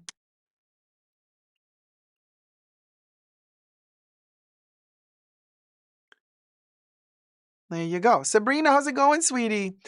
Sabrina says, oh my God, the commercials really sold me too on the details. But I was like, there's no way when there's so much demand. No, there's no way, Sabrina. Like that the quality, no way. Period. Period. Kate says, that was intense. Great and sad video, says Kari. I know, it's devastating, you guys. Devastating. Hi, Ben. How's it going? How's it going? Yeah, just you can go to Reuters, Ben. Go to Reuters and type in the title, How Migrant Workers Suffered to Craft the Made in Italy Luxury Label. That's the title. It's publicly available, you guys. Nina NB says, hello, Dacob. Hi, Nina. And Fashion Bunker. How's it going, sweetie? Been watching, but also working. Wow, what a topic. I know, it's insane, huh? And I know we hear about this over and over and over again, and we refresh our memory, and then a week later we forget about it again, and same old, same old. But now finally that the workers are protesting, now that the workers are finally standing up, that's when the change starts happening. Until the workers are all silent and not protesting, change cannot happen, because change can only happen from a position of discomfort. We, as a consumer, we're way too comfortable. We're way too comfortable. So we're lazy. So it's easy for us to find excuses not to do anything. That's in the nature of the beast. But when you're in a position of major discomfort and you've finally had it, and then you stand up, that's when the revolution begins. I've had major issues with Made in Spain production as well, Kim, just letting you know. We got 200 people watching with 129 likes. Hi, Phoenix Mom. How's it going, sweetie? No, Phoenix Mom, most of them are not protected. They are speaking up, but the illegal ones are not protected. The ones with a contract are protected. However, there's always a way for these major brands to find a way to terminate your contract. There's always a way. Cinnamon Roll says, yes, this is the key. Till now, they have been silent. Finally, they are saying something, because legally, if they don't say anything, nothing can be done. Exactly. Technically, there's nothing wrong if nobody's protesting. You see what I mean? Thank you, Nina. Nina says, I just liked the video. Sorry, forgot. It was so intense. And I only watched the last minutes. Have to check the whole thing later. Yes, thank you. Rewind and rewatch, I say, when the live is over. Now, I want to also talk about Bernard Arnault. I doubt anyone else will talk about... Oh, D. Higginbotham. You think? D says, I doubt anyone else will talk about this. They don't want to lose their sponsorships and the trinkets that come with it. Although, some... whatever. I'm not even going to... Thrown enough shade today. Although I can throw more. And the sad thing is, despite this, the conditions back at their home may still be worse. Yeah. But most of the times, the conditions in their home countries are even worse. Again, because first world countries have been colonializing their countries and impoverishing their countries. So it still, again, goes all back to Europe, America, and, well, more and more China, of course, as China is a huge nation that is economically stronger and stronger and stronger. Terrible. Anyway, let's do the next topic.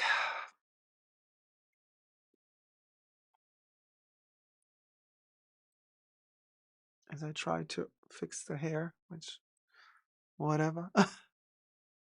The hair is not hairing today. Okay.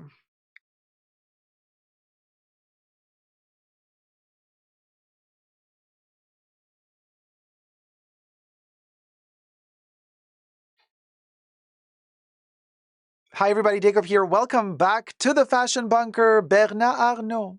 Hey, sweetie darling. The owner of LVMH. Apparently, he has a pickle to grind, not a pickle to tickle, with certain news outlets, reporters, and news anchors of sorts. He's blacklisting certain news outlets. Can you believe this? Now, everything I say in this video is for entertainment purposes only, not rooted in truths or facts. Everything's a legend, just my opinion. And subscribe to my channel while you're at it, you guys. Thumb up this video. This one's a juicy one. Listen to this. Bernard Arnault, okay, bans his executives from speaking to certain media outlets. Can we talk? Yeah, he's outright banning them. In a letter addressed to his executives, the CEO of the luxury group warned that he would be uncompromising in the face of any breach of these rules. And we have the leaked letter in the Fashion Bunker. We have the leaked letter from Mr. Bernard Arnault to his executives. Somebody leaked the letter, and we have it here. Isn't that interesting? So let's get to this very fascinating article. And to get to it, let me show you the censored version of the letter because we don't want to get in trouble. So this is from 20minutes.ch. That is the article which I was looking for. It's in French. I had to translate it in English. So I do have this letter also not censored. I had to pixelate it for this video. Here's the list of the news outlets that he banned. So let's get to it. Bernard Arnault, head of the world's #1 luxury goods company, LVMH, has notified the group's executives of an absolute ban on speaking to 7 media outlets, including Mediapart, Le Canard Enchaîné, I hope I didn't butcher the name, and La Lettre. The latter said on Wednesday, reproducing an email attributed to the billionaire. Contacted by Associated Foreign Press, LVMH, of course, did not comment. The sensationalist media, okay. So he says, our group is a major object of interest to the media, Arnault wrote in the preamble to this email entitled Recommendations.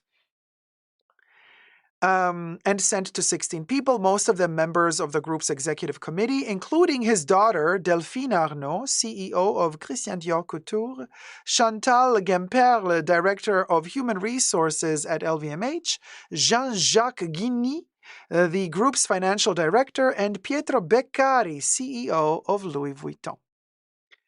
But the media also seeks confidential information from internal sources outside the communication channels that we have set up, not to mention biased publications, most of the time of a negative nature, so-called confidential letters, so-called investigative sites that use the public's attraction to luxury to attract new readership in a sensationalistic manner, laments Bernard Arnault, according to the document reproduced by La Lettre. So he's saying, basically, if we read between the lines, he's saying, if the media doesn't want to report positively about us, then I don't want to let them report about us at all. So here's a list of news outlets you baboons are not going to be allowed to talk to, period. Because these news outlets have been reporting negatively about us. And so I don't want you to give interviews to them. You're only going to give interviews to the ones that report positively about us. I'm reading between the lines here. I'm paraphrasing, okay? Everything's alleged, like I said. Everything I say in this video is for entertainment purposes only, not rooted in truths or facts. Everything's alleged and just my opinion, period. Bernard Arnault said he formally condemns any behavior that involves maintaining relations with unscrupulous journalists and giving them information or comments on the life of the group. Interesting how somebody who is allegedly unscrupulous themselves is now all of a sudden upset when he deems the news outlets be unscrupulous towards his company. That's not good. No, nobody's allowed to behave unscrupulously towards Bernard Arnault, but Bernard Arnault is allowed to behave unscrupulously towards other brands. Allegedly. Let's just remember and remind ourselves what he tried to do with Hermès when he tried to take over in an insipid way the Hermès stocks. Anybody remember that story? Was that unscrupulous, Bernard? Or was that scrupulous? Was that okay? That was okay behavior, yeah? But what the media is reporting about you is not okay.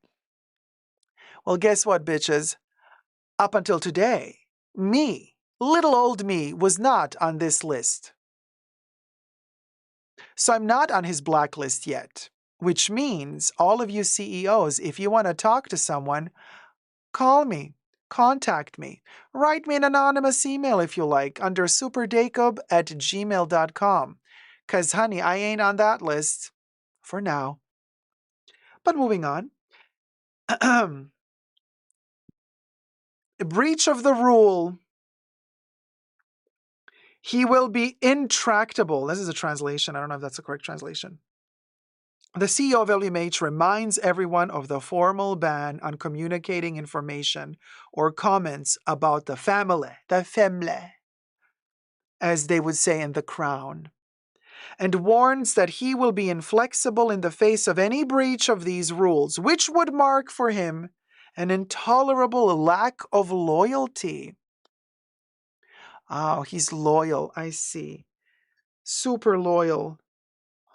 So this is why his company that he owns, Dior, was hiring subcontractors that were manufacturing bags for 53 euro that could then be resold by Dior for 2,600 euro. Were we being loyal to those workers that were forced to work 14 hours a day in inhumane conditions? Is that what loyalty looks like to you, Mr. Bernard? Care to comment? No? Okay, moving on. So, according to the same document, Arnault concludes by attaching a list of publications to which I ask you to respect an absolute ban on speaking, he says, namely La Lettre, Glitz Paris, Miss Tweed, who we have been reporting about at times on my channel, L'Informé, Puck, US, Mediapart, Le Canard Enchaîné, as well as all other confidential newspapers or pages of the same type which exist or which could be created in the future. He's also banning stuff in the future, honey. He's telling them, don't talk to any one of them who might be detrimental to my brand, any one of them who exists now and who might exist in the future. Oh, honey, Mr. Bernard, he's out there already. Oh, he's in space with those astronauts. Of course, we're worried. You know what I mean? So then there's the letter and the violation of the right to information. Next chapter. In response to these revelations, the NGO Reporters Without Borders, RSF, denounced on Wednesday on Twitter an attack on the right to information on the part of LVMH and its CEO, calling on them to put an end to this blacklist of media. For its part, Mediapart denounced on its website the fact that Bernard Arnault is casting a shadow over his group to extinguish any voice denouncing the bad practices of his empire. At the head of LVMH, which has more than 70 brands of fashion, leather goods, wines, spirits, perfumes, and jewelry, the billionaire also owns the daily newspapers La Parisienne and Les Echos, however you pronounce it. So if he owns these newspapers, you understand how he can make them write whatever he wants to write. Now talk about real journalism. How real is the journalism if you own the newspaper that's reporting about you? How honest can that journalism be? We've seen just a couple of months ago, the interview was at Bloomberg, when Francine interviewed the Baconator from Chanel. And the questions were so kind and polite. There was no drill going on. The interview was basically made to promote Chanel. The interview was not made to ask relevant questions. Not once did the interviewer ask Mrs. Nair if there was actually internally any talk internally in Chanel about bettering their quality. due to the fact that quite a few people are raising more and more awareness about the lack of quality of their extremely overly priced products. No, there was no talk of that. No questions were asked about that. Matter of fact, it's not even a problem to them. And yet, if I were the journalist in that room, I would have asked, that would have been just the tip of the iceberg. That would be just kind of the easy question about lack of quality. But we could dig deeper and deeper. And yet it seems as though certain characters at the top of this pyramid, which we can start calling a pyramid scheme, allegedly, at this point, oh no, they pick and choose who they talk to. And so you see, real reporting, journalism, it's dead. Just as luxury is dead, because the real journalist never gets a chance to talk to these puppets. Never. So there you have it. So much for authentic reporting these days. That's the world we live in. And I wonder how many other content creators out there are going to cover this story and how honest they're going to be while they cover it. As they plaster their video with a ton of sponsored links, affiliate links, sponsored content, licking the boot of the industry while you try to make content against it. Let's see how far that takes you. Love you loads. Thank you for watching. Subscribe to my channel. Let me know your thoughts and prayers down below. Until next time, never forget to never give up on love. Bye. Heaven says he's a mini dictator. Hi, Trax. How's it going? The journalists from Le Parisien were banned from reporting on a film about him and his awful practices. This was 7 years ago, I guess. It's insane, isn't it? I mean, it's insanity. Insanity. Thumb up the live stream while you're at it. Sorry, let me just write down that I have filmed this topic. And that I know later on. Icone della Moda is asking, are you reacting to Prada and Versace?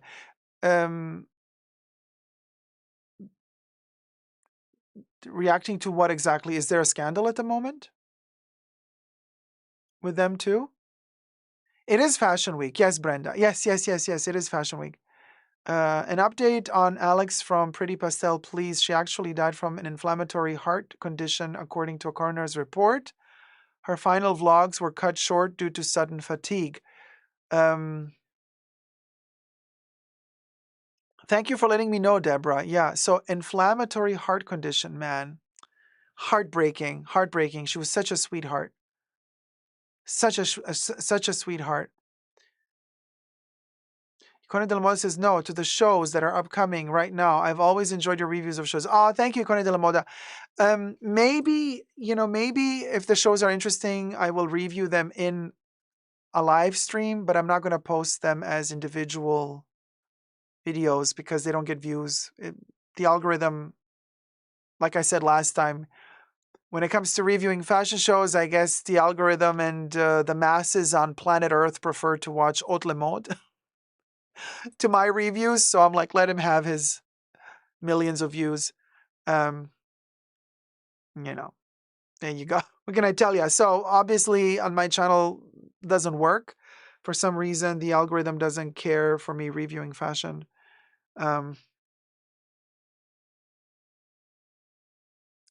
Cinnamon roll, darling. I made a video about that. Okay. Cinnamon roll. Cinnamon roll. Senti. Allora ti spiego sta cosa. Okay. So cinnamon roll says, did you see that Chanel and L'Oreal, etc. bought the row? Don't know if you already said something about it.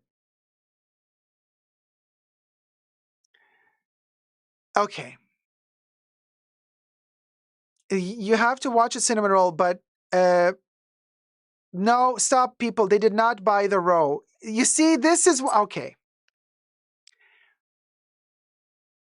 Thank you, Kate. This is the reason, if you read between the lines of the video that I just recorded about the illegal workers in Italy and the sweatshops. At the end of that video, what did I say? I talk about other content creators. Okay? And that's what I was implying, because a certain content creator took my topic and made her own video, clickbaiting the title, to get more views. And she stated in her title that Chanel bought the row, which is not true. Chanel did not buy the row. But she called it that way to get more views. Okay?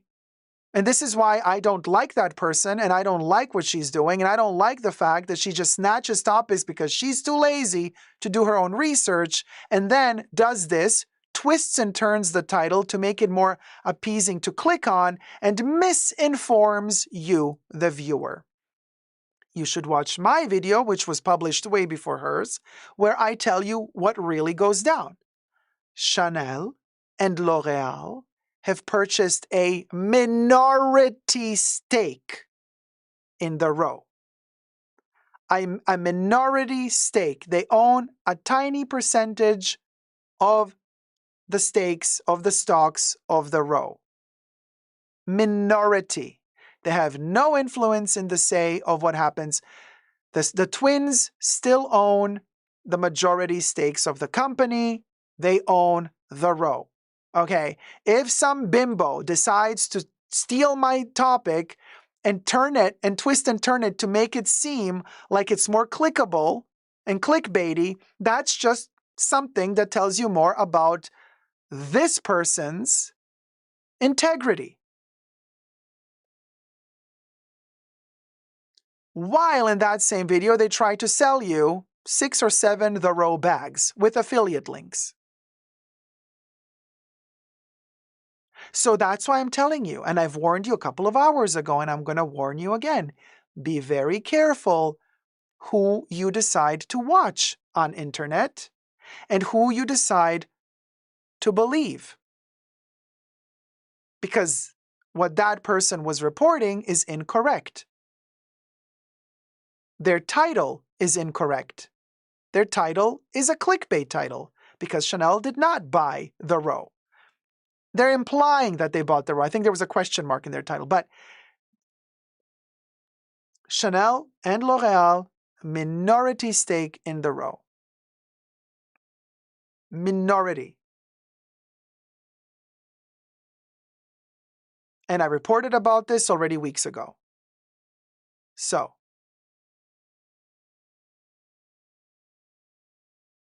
you know. And here we are, though, sitting down here, and because the video that I made about this topic got 0 traction on YouTube, nobody knows. Nobody knows the truth. But then somebody was watching, somebody decided to take that topic and spin it for more views.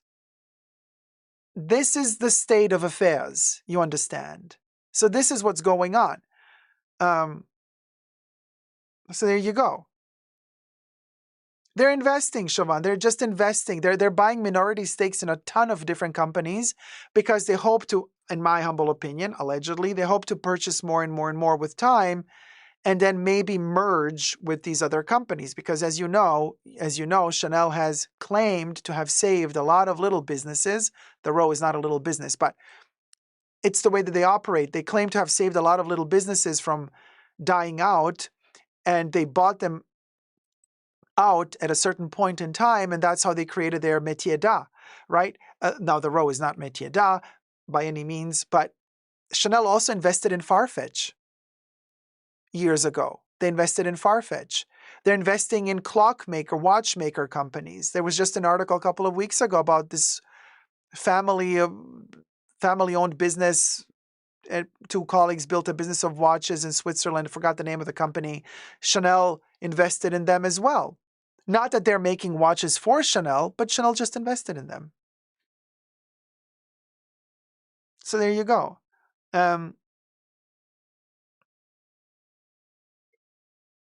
Roxy's mama, how's it going, sweetie? Yes, this important advice and reminder applies to all forms of information media. Always, always double check everything. Yes.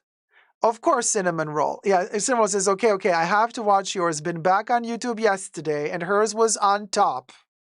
Of course. Missed everything that happened till now. Yes. Of course, hers was on top, even though she's, 1 or 2 weeks late to report about that?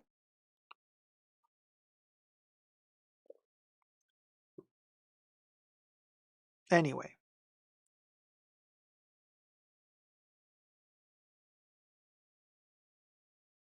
Cinnamon Roll, YouTube doesn't show you my videos because I'm shadow banned. Because I'm not sucking these brands' asses, you see. I'm not very easy to digest. You understand? But at the same time, YouTube knows that I have the best community. They know that my watchers and my viewers, first of all, are loyal viewers. They see the statistics. YouTube sees the age brackets, how old you are, the gender. They see that most of you viewers are in a bracket that is the biggest target for selling anything, really, because that's that age span that shops the most, that purchases the most luxury, most beauty, And this is really important. So they value very much my content. So what are they called? CPR rates are CPM. The CPM rates. The CPM rates are quite high for my channel, which is like cost per mil, which means advertising cost per 1,000 views on my channel are very high because they know that my viewers are super important to them. Okay, so that means that it also costs a brand more to advertise on my videos than it would cost them to advertise on the Bimbo's videos. And this is also one of the reasons why I don't get pushed out too much. It would cost more. You see? So there's a lot of complications here. There's a lot of things that make it difficult for a channel like mine to get millions of views.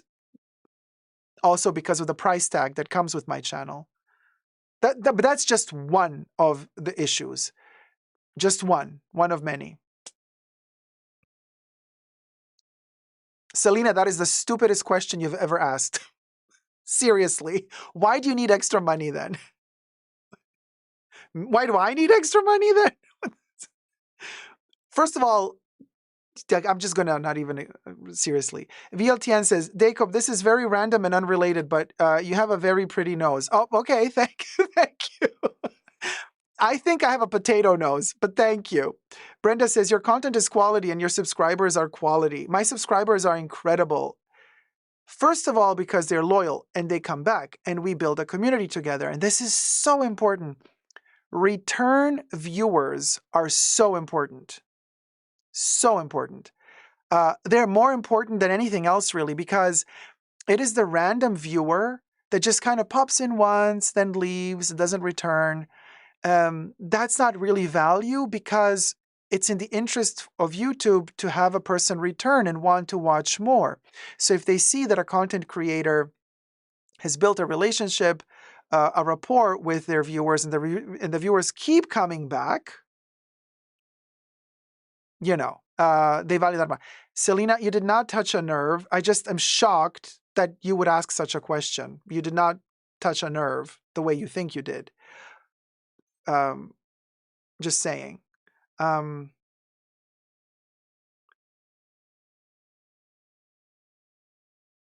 I just explained why my videos do not get high views. You're implying that I don't get high views because they get a lot of money. So why do I need more money? My videos don't earn a lot of money. The brands don't want to pay to advertise in the videos because it costs too much to advertise in the videos. Hence why the views are low. Hence why the money is low. And I'm bad in math, and I figured it out. Come on, people.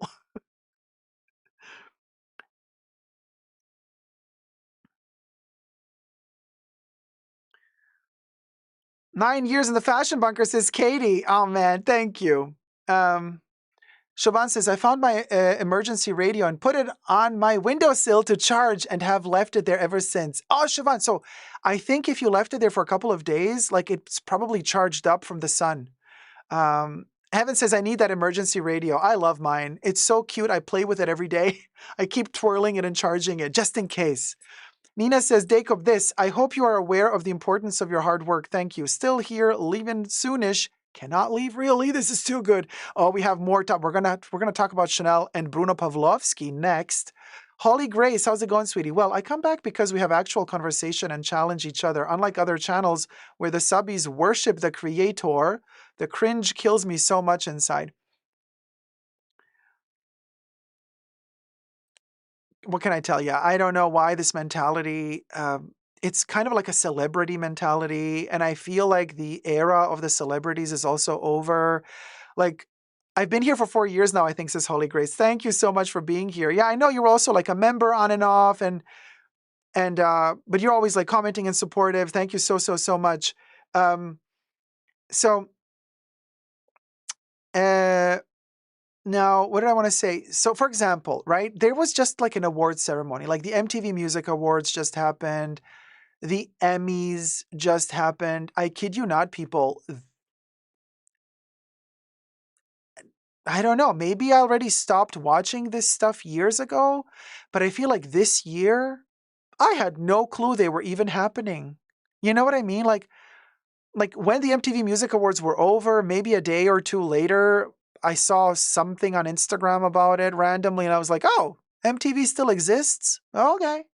And then the Emmys happened, and then I thought, "Oh," I was like, "Oh, it's September. I thought award season was like February."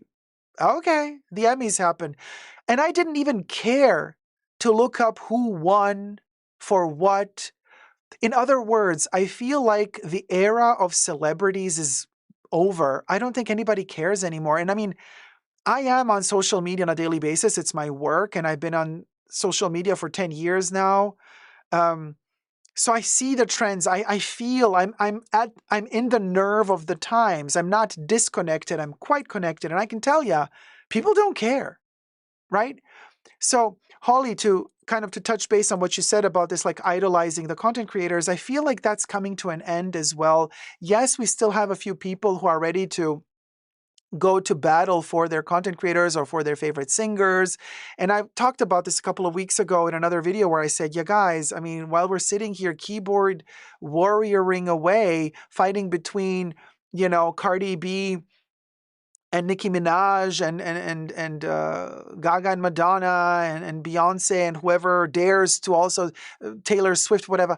You know what I mean?" And then people are saying, "Yeah, but yeah, she didn't get any hits. Yeah, she didn't get that many. She didn't get those." I'm like, who cares? Why are you people wasting your time with this? You're obviously frustrated about something. Jack's Back Attack says, "Well, with celebrities like Diddy on the other, no, Puff Daddy, Diddy, the Doody, girl." And he's just the tip of the iceberg. Somebody said he must have pissed somebody off to expose him like that. But if he's that knee deep into the shite, you best believe there's a bunch of other ones that are just as guilty as him, but they're all safe and silent. Isn't that interesting that only he's going under? Or is he going to end like Epstein? Before he can sing, is he going to be deleted? Because I'm sure if he gets really pissed off and he starts talking, other names will be dropped. Other people are going to get in trouble. So I really wonder how that is going to go. Period. Sahai Scented Moments. Hey, long time no see. "I was never interested in the details of fashion, but after following your fragrance reviews, I find myself always eager." Sorry, let me scroll up. The chat just escaped me. "I was always eager to hear you. I love your personality and how articulate you are. I'm constantly learning from you." Oh, thank you so much, Scented Moments. Very, very kind of you. Thank you. And so I was saying, so we're no longer into the celebrity cult And the people that are usually kids or people who are just like fighting, wasting their energy trying to prove their point with other fans of the opposite faction. And I'm just like, you're wasting your energy. You're obviously very frustrated and sad about your life, and you got big issues. If the little time you have, you spend doing this, okay? So why don't you invest that energy that you're wasting fighting for your favorite singer, fighting a fan of another singer that their favorite singer is? Why don't you, instead of doing that, why don't you go to the streets and actually fight for a change? Why don't you fight for better tax reform? Why don't you fight for the fact that maybe, prisons should not be private anymore? Because that's just modern day slavery. Maybe prisons should go back to the governments. Maybe you should go to the streets and fight about, for every small offense you end up in prison, you lose the right to vote. Maybe you should fight against that. Of course, why would a slave have the right to vote? You see, that's how the system works. You end up in the slammer, you lose the right to vote. But you got to work in the slammer for corporations that pay nothing, almost nothing, for your labor while you're in jail. Why don't you go to the streets and fight about changing reform and cops imprisoning kids of color, youth, better if they're young because they can work more, for very small offenses, trying to describe those offenses as if they were bigger than they truly are, so that they can incarcerate them longer, so that they can have them working longer for the companies who own the privately owned prisons. So why aren't you keyboard warrioring away to change that, instead of wasting my time, our time, and your time fighting on Twitter if Cardi B or Nicki Minaj are the better rapper?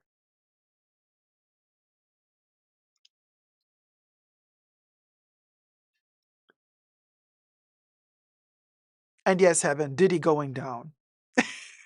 Anyway, child, what a heavy live stream. No, Selena, in America, if you are imprisoned, you lose the right to vote. Sometimes I think you're trolling me. I really don't know. Sometimes, Shaban says, oh, good to hear about the younger generation. I just assumed they did. No, listening to you, Dacob, feels like ASMR, even if you are on a rant. This is Rhea. All those other chicks just annoy me to hell. Oh man, Rhea, thank you so much. Sasha says, we the people truly have the power. The luxury brands and celebs are desperate for our attention and our wallets, even if they don't want to admit it. If only more people see through the facade. Thank you. This is exactly the point. Because we end up paying for it. You guys, we end up paying for it no matter what. We pay tickets to go to see the concerts. We pay tickets to go to see the concerts. We pay for the clothes and the dresses that we buy at the brands. Okay. We're paying for everything. But when we're poor, when we have trouble, I spoke about this the other day in another video, you guys. When we are in trouble, when we're having financial difficulties, it's impossible for us to really get help. You need money to have a car, to pay for gas, to drive yourself to the office, to the bureaucratic, democratic, whatever the F it is, office, where you have to apply for help. You need to apply online. Online what? You don't have internet. You don't have money to pay for internet. You don't have a roof above your head. It's really hard to apply for help. And yet, the hard workers, the workers that are working everyday jobs, are paying a ton of taxes. And if a big corporation is in trouble financially, you know what a big multi-billion-dollar corporation does when they're in trouble. They go to the government and ask for aids. And the government gives them the money to help them out. Do you know where that money comes from? That's our tax money. You end up paying, even if you don't own a single item from these luxury brands. When they're in trouble and the government comes to bail them out, they bail them out with your tax money. And I'm saying your tax money because the system is built in such a way that the multi-billion-dollar corporations barely pay any taxes. They have worked out all the loopholes to avoid paying taxes. So when they are in trouble, it's not like the corporation tax money is going to them. No, it's your money. It's our money going to bail them out. And yet we can't even afford to buy a single freaking bow tie from these brands, okay? And then when they're in trouble, they get bailed out. But when you're in trouble and they fire you from your job because you've been made redundant, you've heard that before. Oh, sorry, your position has been made redundant because we have not met our quota this year or this fiscal trimester because we are a publicly owned company and we have shareholders that we have to respond to on a quarterly basis. That means 4 times a year, every 3 months. So your position has been made redundant because we have not achieved our 20 to 30% growth. Our CEO will still get their bonus of $2 million, but you, peasant, who's barely earning minimal wage, you have been made redundant. So yeet, skedaddle. And then you're left, trying to apply for aid, for some form of help. But you don't got lawyers to back you up. You can't afford to have a management team and a lawyer team to back you up, to know all the loopholes of the system, to get you the money, to get you the help that you really need. You're just a regular worker working your $8-hour job a day, 5 days a week. You don't know nothing about all of these rules and regulations. Plus, of course, the government made sure that all of these rules and regulations are written in such complicated legal lingo that you can't possibly box your way through filling out all the forms to apply correctly for certain financial help. And even if you think you know how to apply for it and you box your way through all the forms and you fill all the paperwork out and you send it off, you know what happens 2 weeks from the moment you send off the paperwork. They're going to write back to tell you that you have filed it incorrectly. So you have to file it again, or they also love to tell you, sorry, you have filed it incorrectly and you have missed your deadline. So now for this quarter or for this semester, you have lost the right to the aid. Try and better luck again next time. This is the life we're living in, people. This is 2024. And I'm not exaggerating. Track says, Linda, in France, you have organizations helping homeless people get an address so they can ask for help from the government. Cece says, hold on, let me just scroll up slowly. I got to get Cece. Hi, Cece, by the way. Cece says, hi, Dacob. I really miss catching up your live stream. I have the same view as you. Here in the UK, I don't know what the job of royal is here.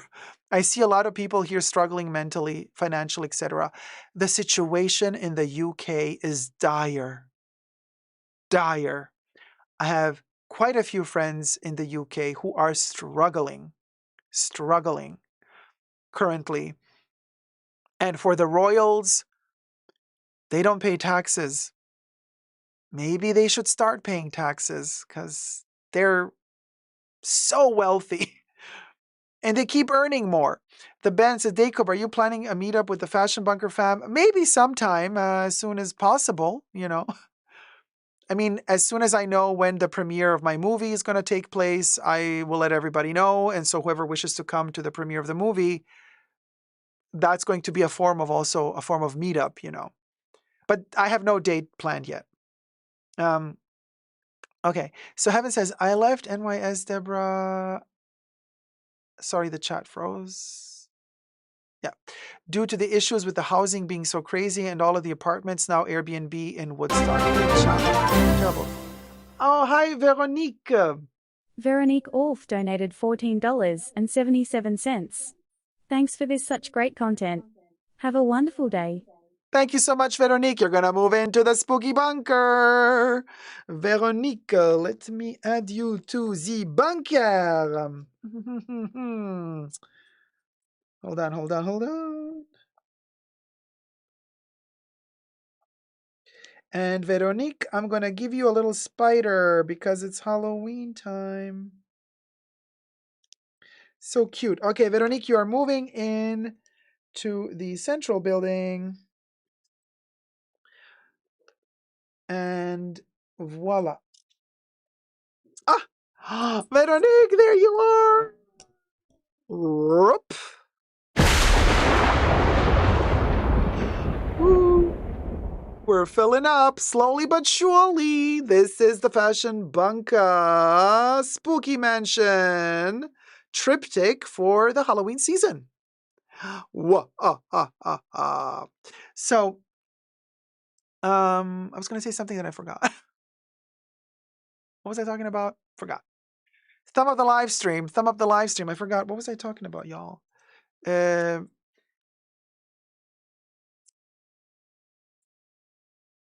I was talking about something, and then I don't know. I mean, definitely. I know I said the royals should be paying taxes, in my opinion.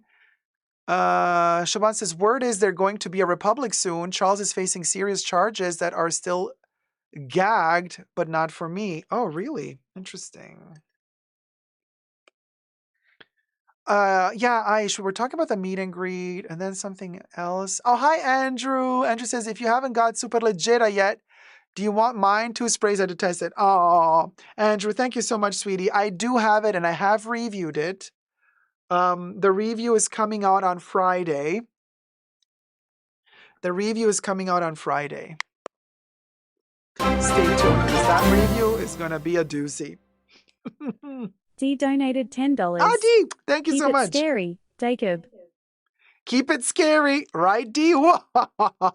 D, oh my gosh, I'm going to move you in with Brenda.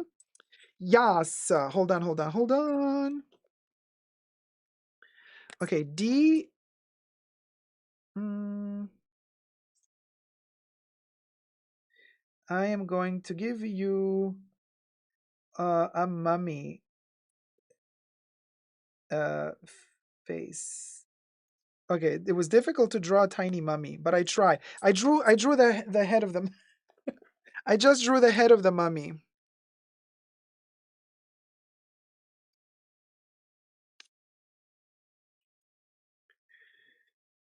Okay. Here comes D. Look at that, D. There you are with the little mummy, with the mummy head. Wait, is this upside down? Oh, it's upside down. Hold on. Here you go.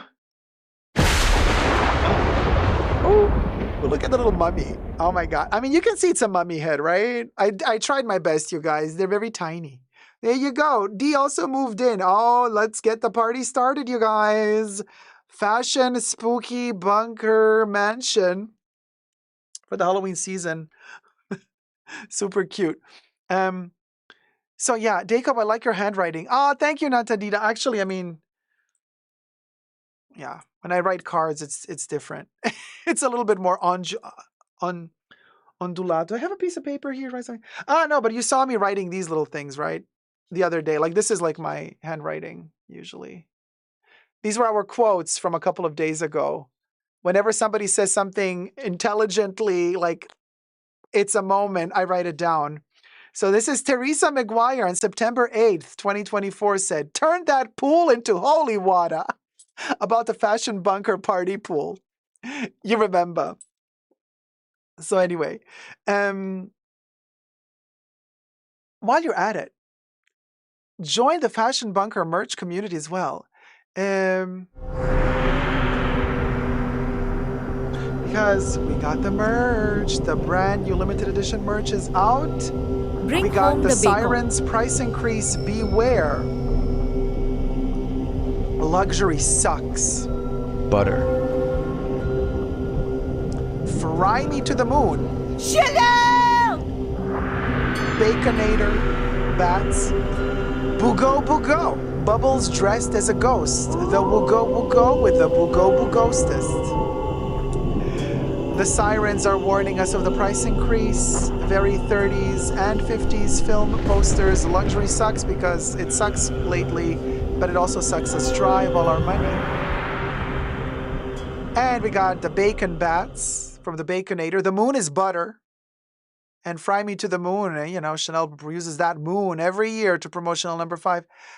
And the Boogo Boogo is IYKYK. Very IYKYK moments this year for Halloween. So these are the 4 main prints that are limited and available until the 31st of October. And then they're gone forever. For the collectors of the Fashion Bunker Halloween merch, this is your time to shine. Holy Grace says, I love this merch. Oh my God. The mug, says Holy Grace. Yes. And Tier 2 members get 15% off with your coupon code. If you're a Tier 2 patron, your coupon code is pinned at the top of the Patreon community tab. If you are a Tier 2 member on my YouTube channel, then you can scroll through the member tab on my channel to get to the coupon code for 15% off. And if you are on Amazon, some countries, Amazon doesn't carry my merch. So you have to check if your country's Amazon does carry my merch. You can look for it if you type into the Amazon search, Super Dacob Halloween. And if you are an Amazon Prime member, you can get free shipping. But the 15% coupon is only valid on superdacob.com, not on Amazon.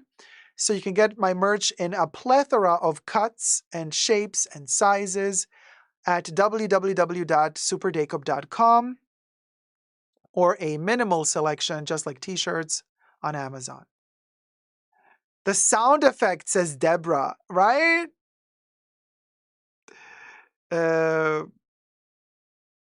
Love the bacon and the ghost, says Heaven. Well, I got here, I can show you how they look in real life. So these are the samples I ordered from Amazon. So I have the Luxury Sucks t-shirt with a huge print.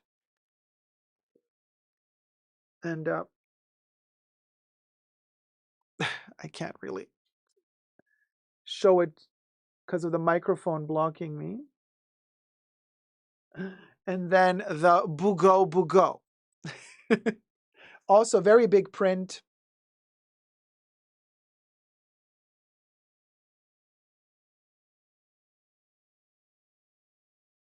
So it's a unique design, unique print just to my channel. So these are original artworks.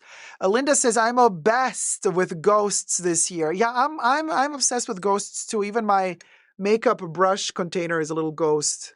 So like ghosts everywhere. Love that ghost, says Linda. Yeah, this is the more kind of happy Halloween, like innocent, not so spooky. This is a very spooky one, but also more fashion. And then we have the sirens, which are more pop culture, movie references. And then you got the Baconator, which is quintessentially fashion bunker lore. You only know what it means if you are following the fashion bunker lingo for many years, because otherwise, like, how are you going to know? Bacon bats? What the hell? Like, what does it even mean? We know. Bring home the bacon. You know, and there you go.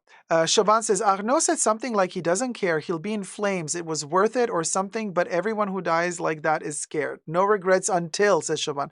Oh, you mean like heaven or hell? Who knows?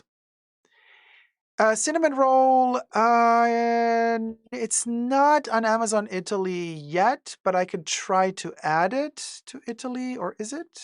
Let me...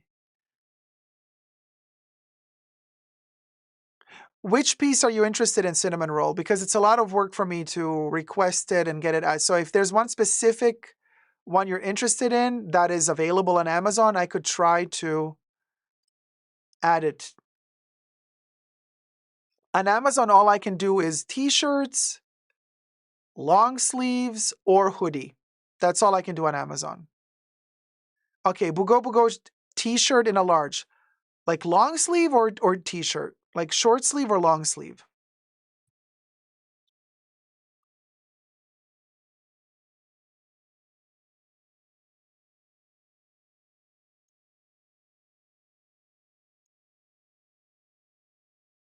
What's your problem, buyer fashion? What happened to Chanel perfume? What are we talking about here? It's so random here.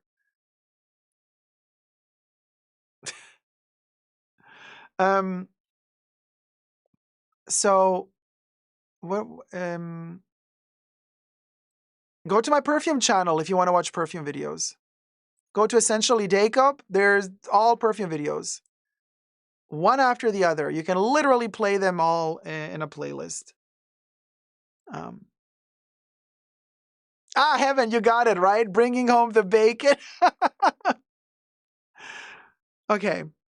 All right. Now, what do I want to say? Ogre, totally. I love that emoji though. Heaven, that's an awesome one. So now let's talk about Bruno Pavlovsky. And as for the Chanel perfume, you can watch the review coming out on Friday. Thank you, Nina. Nina NB says, I like your diction, Dacob. I understand every word. Thank you. I try very hard to also, it's really hard for the muscles to not swallow vowels, consonants, to really try to enunciate properly. Same old Bruno, not Adidas. Same old Bruno, but there's a new level of embarrassment reached, seriously, because...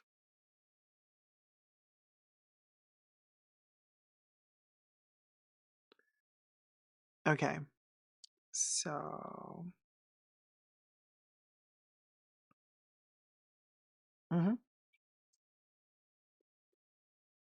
Hi, everybody. Dacob here. Welcome back to the Fashion Bunker. Bruno Pavlovsky at Chanel is at it again. My intel has sent me a little something that I'm going to share with you. And the question is, because we've been asking this since the 5th of June of 2024, has Virginie Viard left Chanel or was she let go? Was she fired? Did they like block her out of her office and didn't let her come back all of a sudden? Because we were told she arrived to work like 8:39 a.m. and by 11:30 a.m. she was out the door. Briefly said goodbye to her closest inner circle and left and never came back again.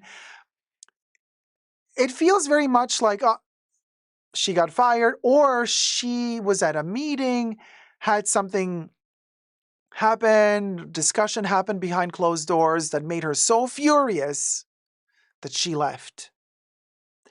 Now somebody sends me anonymously, okay, a little message saying, apparently Virginie Viard was let go. Now, here we're going to get to the reasons and how it is to read between the lines. But before we do that, subscribe to my channel if you haven't already. Push the join button next to the subscription button. Become a member today, get access to extra perks. You can also join me on Patreon, Super Dacob, all spelled together there as well for extra perks. This video is being filmed live in front of a live virtual audience. I live stream several times a week, so come join the fun, come join the chats. Everything I say in this video is for entertainment purposes only, not rooted in truths or facts. Everything's alleged. And just my opinion. So we got the anonymous message saying that apparently she was let go, but I still don't think she was, or let's put it this way, you guys. I think she was let go after she stormed out. Let me explain. So apparently she was let go. They also insinuated this during the last town hall. Someone asked the panel, aka leadership, if Virginie Viard was fired or left, or if she left. And the host passed the microphone to none other than Bruno Pavlovsky himself. Could you imagine? And this was one of those scenarios where this was not an interview situation where, like, you get to choose who interviews you, you get to choose an interviewer who's nice to you. I mean, could you imagine? No, this is a situation where Bruno Pavlovsky was just like blasted publicly, like put on the spot. He was put on the spot, like microphone, like, so, did you fire her or did she leave? Microphone to you, Bruno. And Bruno's like, and here's what he had to say. Allegedly, he says, why are you making me answer this? He gave that look. He didn't say it, but he gave, the person's writing like, he gave the look like, why are you asking me this? Cha.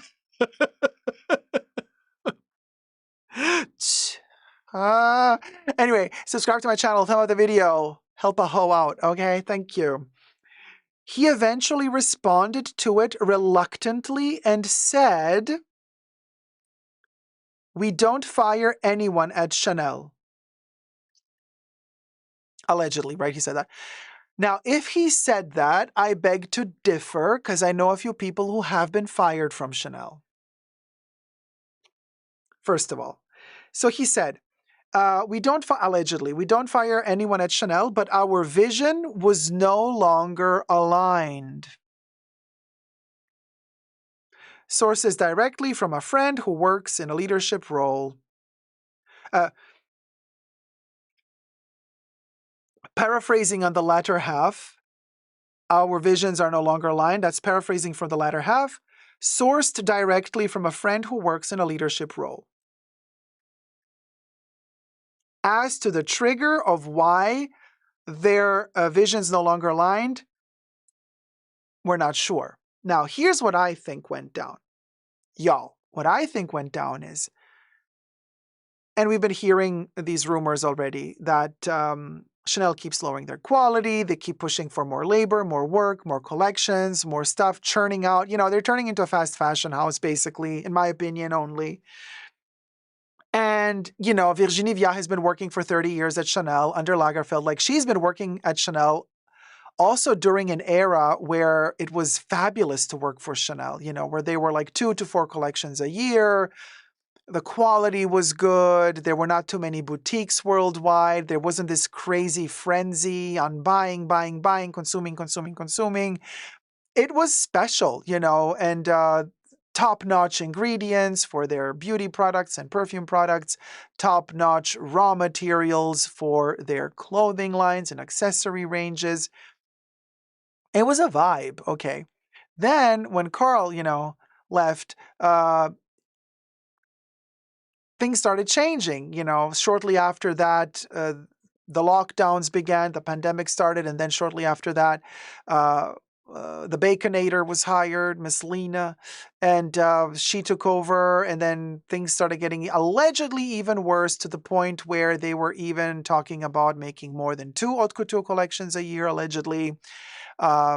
Implementing AI in the production of haute couture and so on and so forth. Basically maximizing profits, pushing more production at a point where allegedly Virginie Viard said, stop, this is too much.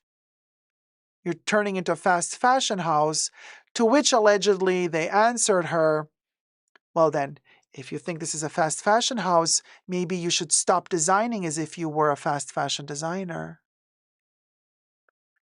And tea was sipped. All this was said allegedly.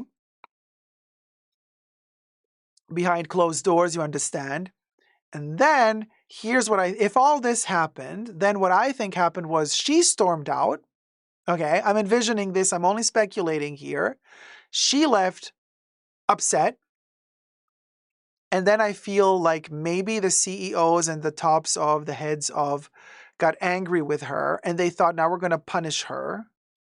So because she left, they fired her so that they can spin the narrative to suit their needs and their requirements so that they can, in case they need to, they can always say, well, we fired her. She didn't complain about us being bad. We just didn't like her anymore. We fired her. And you see, the thing that irks me here is this intel is telling me that she got fired. And then Bruno Pavlovsky in the town hall allegedly said, yeah, our visions didn't align anymore. I'm like, interesting how you're saying that just now, Bruno. Your visions didn't align. I remember very well how Bruno, in an interview right mid-May, it was in the middle of May, right after the Marseille cruise collection, which was Virginie's last show that she walked out at the end to bow out. That was the last show that she did. Right after that show, which was in May of this year, right after that show, Bruno was interviewed and he said how much he loves Virginie Viard, how amazing she is. The reporter asked, like, okay, what do you think? Blah, blah, blah. And then he said, I think she did amazing. What do you think? I think she's doing really well at Chanel. What do you think? Like, he was like being super cutesy and kind about her. And you remember back then already, I told you when I reported about this interview and I said, never trust head of corporate if in the interview they're talking really, really nicely about one of their workers, when they're sending all the best accolades, you know, when they're singing the tune to their song in an interview, you know shit is going down, because the tops of these corporations never publicly praise you like that, because it's in their interest to always keep you guessing, because otherwise you might want a salary increase, because you might use it against them. You might, in your next salary negotiation, come back to them and say, look, this is what you said in an interview about me. So you say I'm doing great, so I deserve a raise. Not that I think that Virginie wanted a raise, because she was well off anyway, probably. Plus, she's one of the heirs of Karl Lagerfeld, so she inherited a ton of money. That's besides the point, though. My issue being, he said something so nice about her just a couple of weeks before she stormed out and left. So, shit was going down. Something was a-brewing.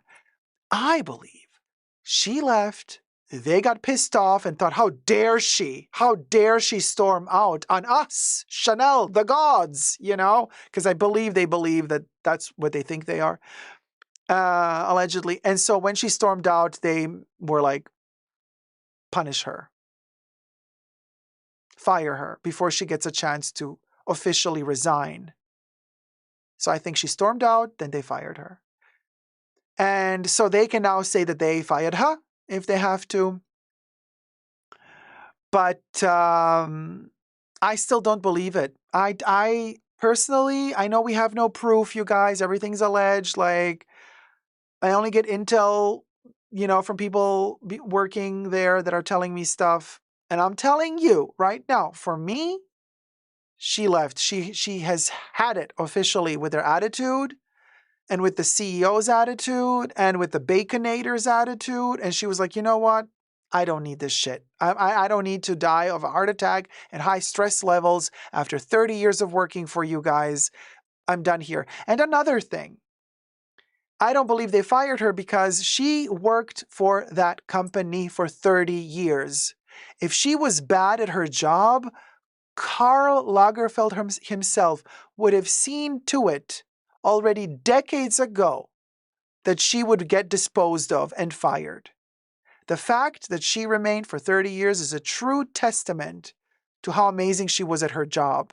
So you cannot make me believe that she got fired after 30 years of doing her job and doing it mighty fine. I think she quit. I think she stormed out upset, and the bosses, instead of running after her to apologize to her and to negotiate with her, instead of doing that, I believe they were so arrogant and they just said, see ya, let's fire her and double down on the bitchiness. That's what I think happened. Just my speculation, just my conspiracy theory, okay? Let me know your thoughts down below. But yeah, Phoenix Ma, exactly, in the chats.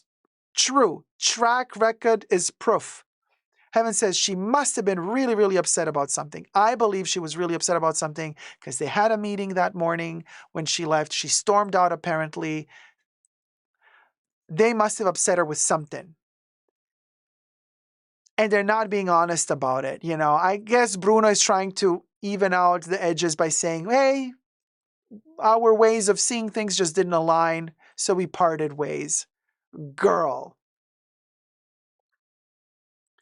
Brenda, I agree with you. That could have been the case. Brenda Romero says maybe their relationship was already eroded enough before that. Possibly.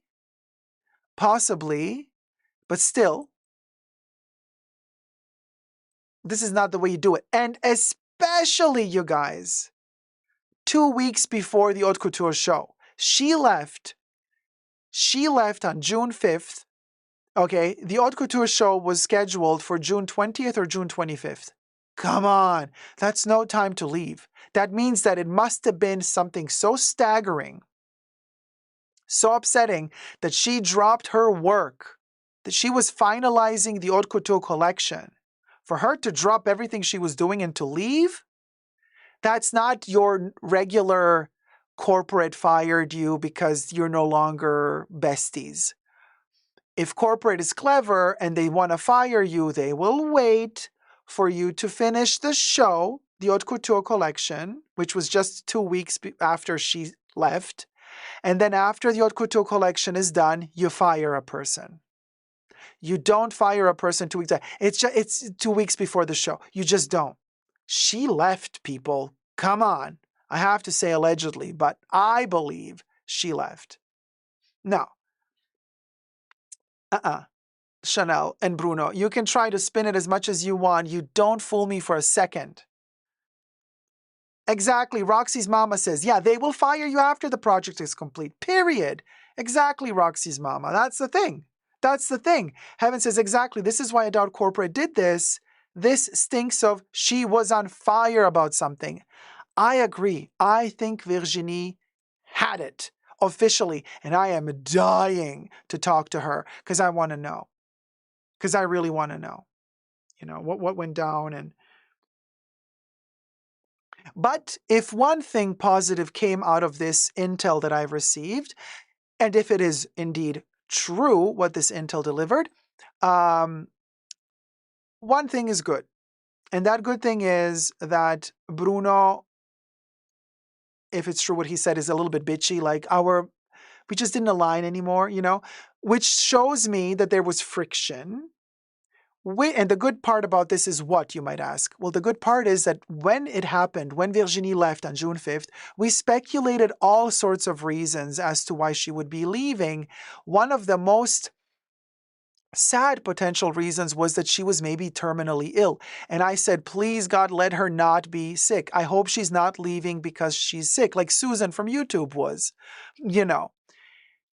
This statement by Bruno would confirm that she is healthy, right? Because if she left because she learned about some debilitating disease, he would not be so bitchy in a statement like this. He would not be coming after her and saying, yeah, our visions just didn't align anymore because she got sick. Like, no. So if there's one positive thing to take out of his statement, if this is a true statement, is that this would mean to me that she is healthy.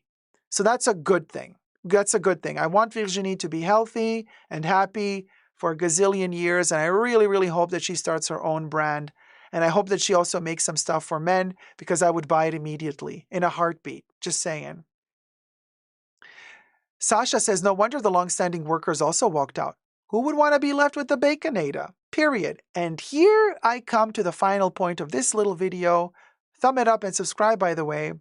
Knowing what we know now, and I have received some more intel from somebody working on in another city who applied to work for Chanel, didn't get the job, and the manager that was interviewing the person later left Chanel as well, working for Chanel for decades, mind you, left after decades of working for Chanel saying it's a shit show.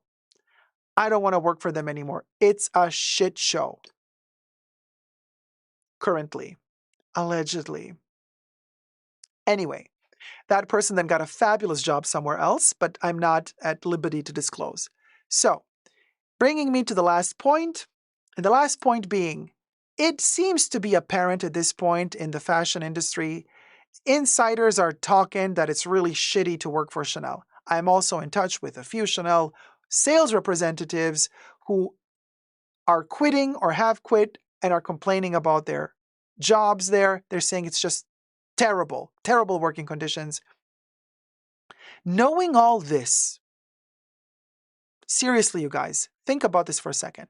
Knowing all this, who in their sane mind, who already has some success in the field of fashion with their own brand, who in their sane mind would want to take over the directorship of fashion at Chanel under these conditions? Nobody in their sane mind who already has a successful career would want to enter this snake pit of a shit show. Unless they were total freaking sociopaths, in my humble opinion. Unless, and now this is for the people applying to work for Chanel. I think if you are applying to work for Chanel, you are so desperate and such a sociopath, I don't want to have anything to do with you. And I think a person like you is dangerous. Dangerous. On the other hand, if the powers that be at Chanel are not looking at all the people applying, but instead they themselves have a person in mind and they go to that person begging them to work for them, then I say that person might stand a chance at saying, yes, under these and these conditions, you're not going to treat me like shit. You're not going to do this and this and this to me. You're not going to make me do that and that and that and that. You know what I mean? In other words, I'm saying if they are coming headhunting a person to become the artistic director at Chanel and that person has negotiating power, then that person might not be a sociopath. Everybody else who is not asked by Chanel to join them, but is instead in their own right or on their own accord going to Chanel to beg for a job, that person is a sociopath. My. Isn't it moose hunting season in Canada? Well, I don't know. You tell me. Let me know your thoughts and prayers down below. Until next time, never forget to never give up on love. Subscribe, thumb up the video. Bye.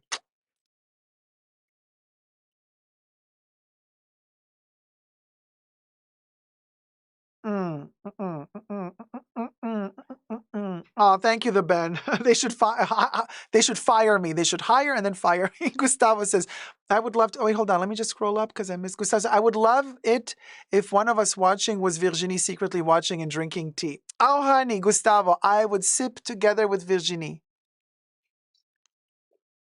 Gosh, I wish she didn't have like a non-disclosure agreement and that she would like call in and talk, you know. Just saying. Oh, I see what you did there, says Seven. Huh? Of course, my dear librarian would read that book immediately, honey. Immediately, she read the comment. Cecilia says, I bet there will be lots of micromanaging by the Baconator, and designers need some kind of creative freedom. We're at 185 likes, you guys. Come on, let's make it to 200. Cancun Lover says, hi, Dacob. What if the Olsen twins were to replace Virginie? Well, Cancun Lover, I actually spoke about this already in my video from about a week ago, where I talk about Chanel buying a minority stake in the Rowe company. So you can check out that video to see and hear my opinions on the Olsen twins taking over. So there you go. Ben says, sorry, I miswrote. They should definitely hire you. No, I think you said hire. I just misread it. Yeah. Hi, Andre. John Galliano would be the crazy one, huh? No, I think John Galliano would be the one they asked to come in. You see, I was implying that John Galliano would be the one to dictate his terms, while somebody else, whose name shall remain unnamed, but it's hunting season in Canada, that person I think is a sociopath, allegedly.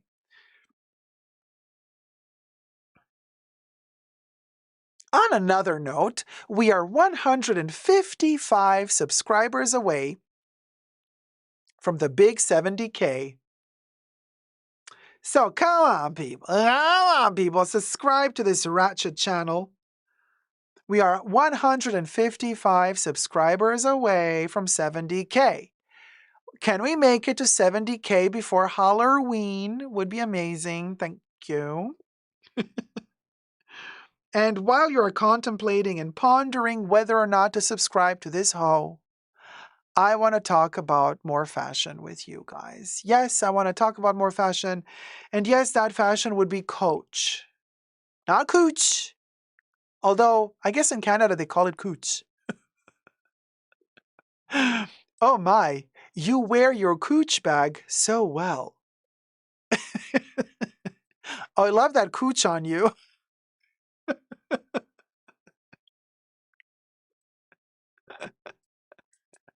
Oh, that Cooch suits you so well. Val says, love a good Cooch. That's right, baby. Chopin's like, oops, wrong emoji, pussycat. Everybody's adding the little pussy. There you go. Cecilia Brown is like, oh, here we go again. Deborah says, I don't like the big C on a bag. Oh, Angie, love you too, sweetie. Have a great day. Come on, 70K, right? Hi, Handbag Housewife. Good morning to you too, sweetie.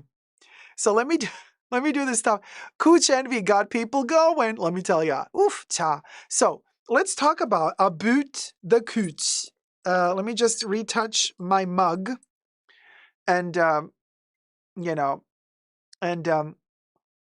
don't worry about the spelling, sweetie. At least you got the D right. Usually people call me Jacob. So as long as you got the D right, we're good. Okay. So I love that brand. I love that brand new Cooch smell. Right, Val? That untouched leather that has just been manufactured. You could almost call it a virgin. The designer has good pedigree, though, at Cooch, right? Oh, we just lost? Oh, on another note, we are 153 subbies away from 70K. So thank you so much to the 2 people who just subscribed. Thank you, guys. Yay. A very gentle, or as we say, gentle. Very gentle. Yay. 2 subbies. I would be screaming if we got 153 in one live stream, but it's since we just got 2, and every subscriber counts, so it's not just 2, but just as in just now. So there you go. F. Del Mar says, I remember when they came out with their mini coochies. Mini coochies. Oh, the mini coochies. Yeah, we love a mini coochie. So anyway, what were we talking about? Oh, really, Handbag Housewife? You just got a Coach Burrow bag but returned it? Oh, man, sorry about that. Probably had a flaw? It was very well made, just not for me. Oh, no flaw. Okay, whew, that's good to know. I will use my LV before I reach for... I see what you mean. Yeah.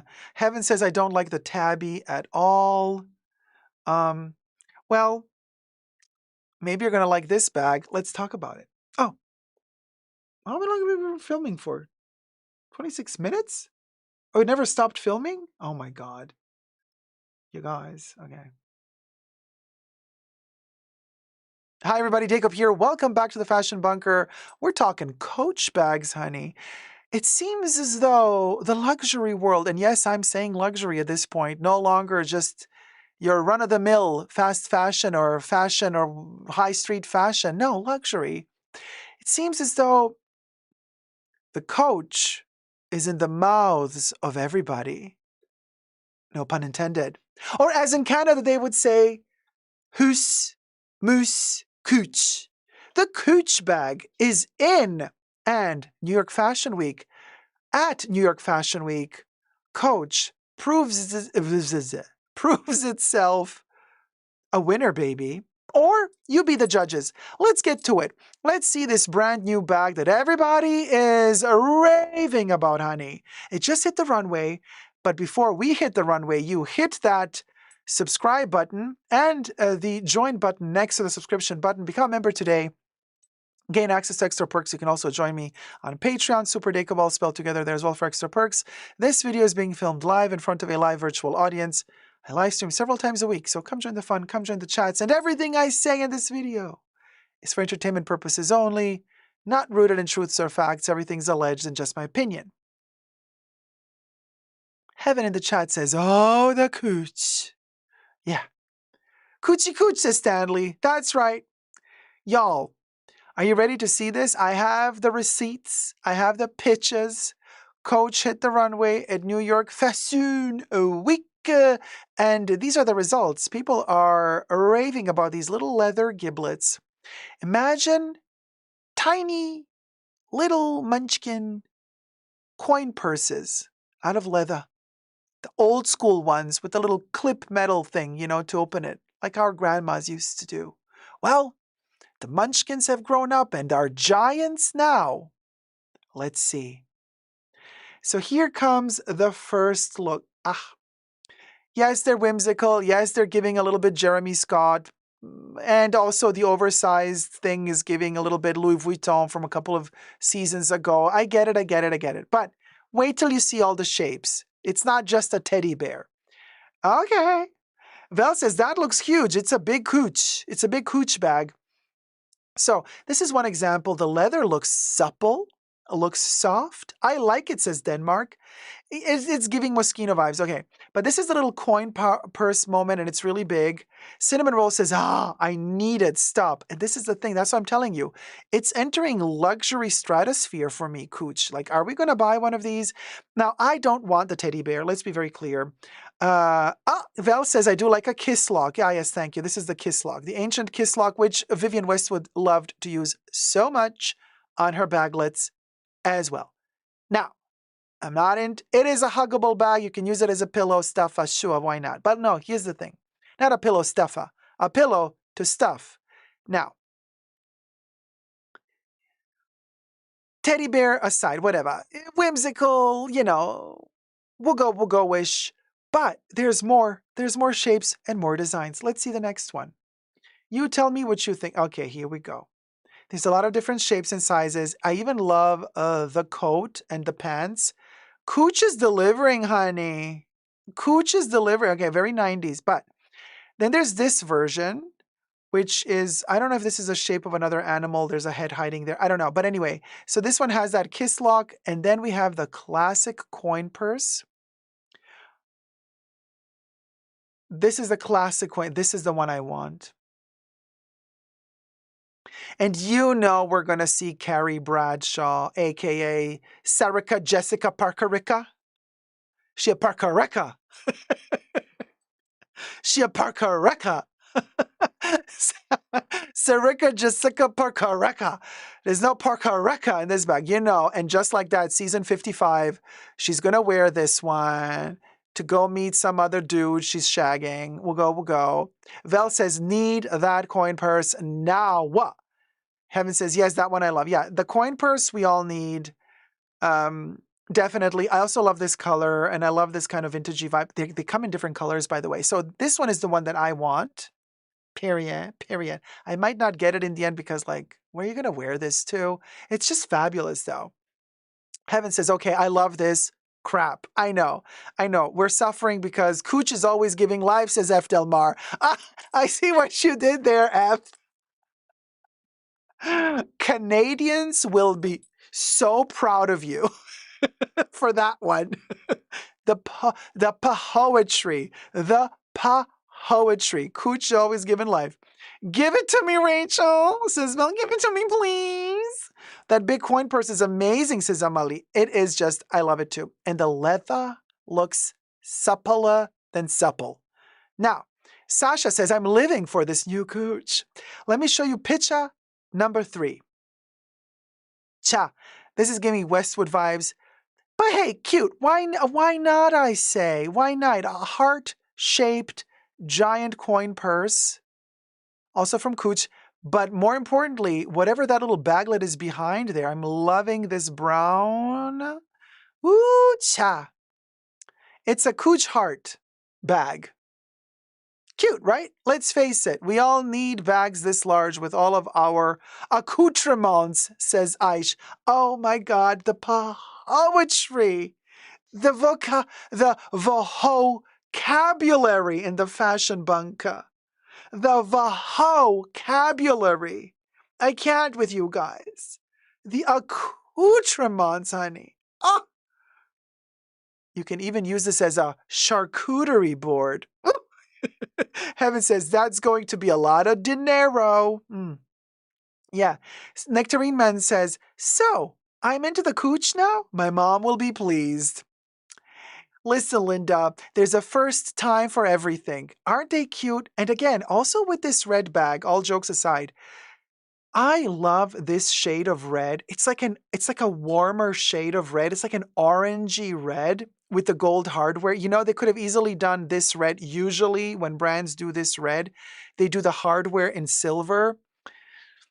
No, I love when this red gets gold hardware. Love it. So I think this is gorgeous. Period. Keke says, they are conversation status. Heaven says, I love the brown. There's more pictures. Let me show you the next picture. Hello to all my backpack lovers. Look at that cute little closure in the back. And I think it comes with all of these inscriptions on it. Maybe they're going to have one without any markers all over it. But it's a ginormous backpack. I do believe this will tear easily because it's a very thin strap. So I don't know if I should trust this once you stuff this mofo full. You never know. This cooch is a big cooch, okay? But so we don't know. But I love it. I'm just, of course, we're worried. You know what I mean? But anyway, here you go. Okay, but I've never had FOMO for cooch before. Maybe I'm switching teams, says Vel. Vel, it's the year of the cooch. This is spring, summer 2025. So it is the dawning of the age of Coocheria, age of Coocheria, Coocheria. Aisha says, yeah, the straps need to be thick, honey. Yeah, thicker cooch. Anyway, so that's the backpack version. I do believe it will be available in different colors as well. And then picture number 5. I love the dinosaur. I left this one for last because you know my love of Jurassic Park and all things dinosaurs. If there's a dinosaur, I'm in. I'm in. I just love dinos. I love dinos. And I think this is so cute. Okay? I know it's useless. I wonder what we're going to stuff in the bottom of the tail. Like, what's going to be hiding down there? But I need the dino, says Aish. It's just too cute.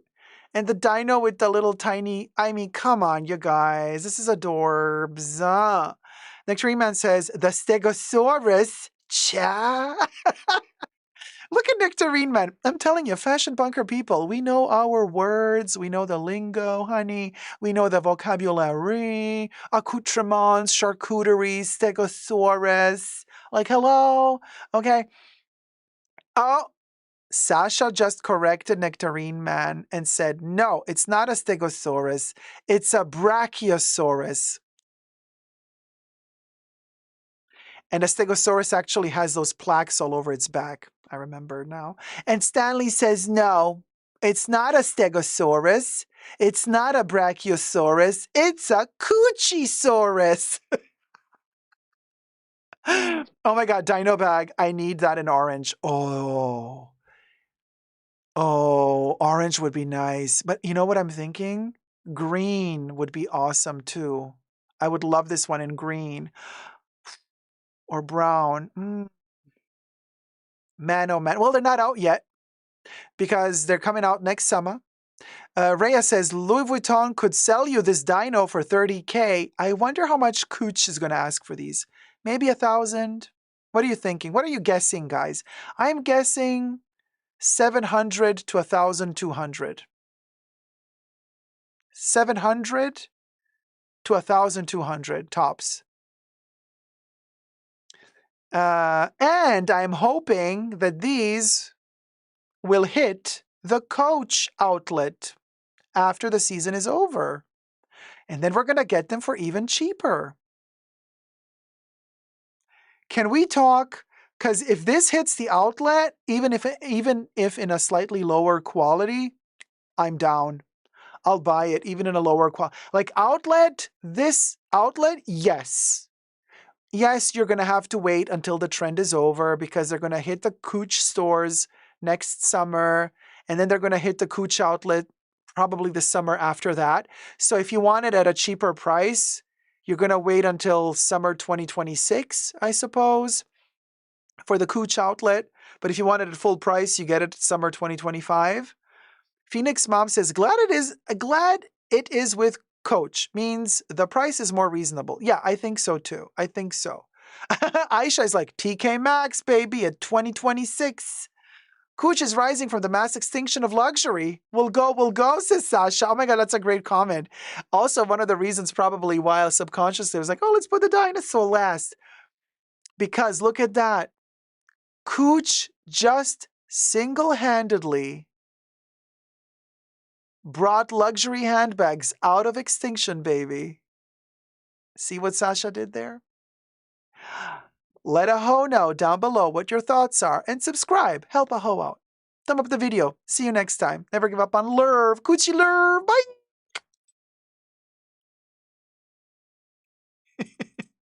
Aisha's like, yes, come on, cooch. I could see some of the shapes going outlet, right, Qatar? These are adorable, you guys. And for the first time in years, we have an actual cute bag. The leather seems fabulous. And it's not going to break the bank like a Chanel bag. You know what I mean? Like Chanel would charge you $20,000 for this, okay? It's still going to break the bank because it's, like I said, it's probably going to be over $1,000. If we're lucky, $700. Oh, there you go. Rhea says, I would guess $1,500. The little Coach Rexy bag was already $700. Okay, so let's say $1,500 for this.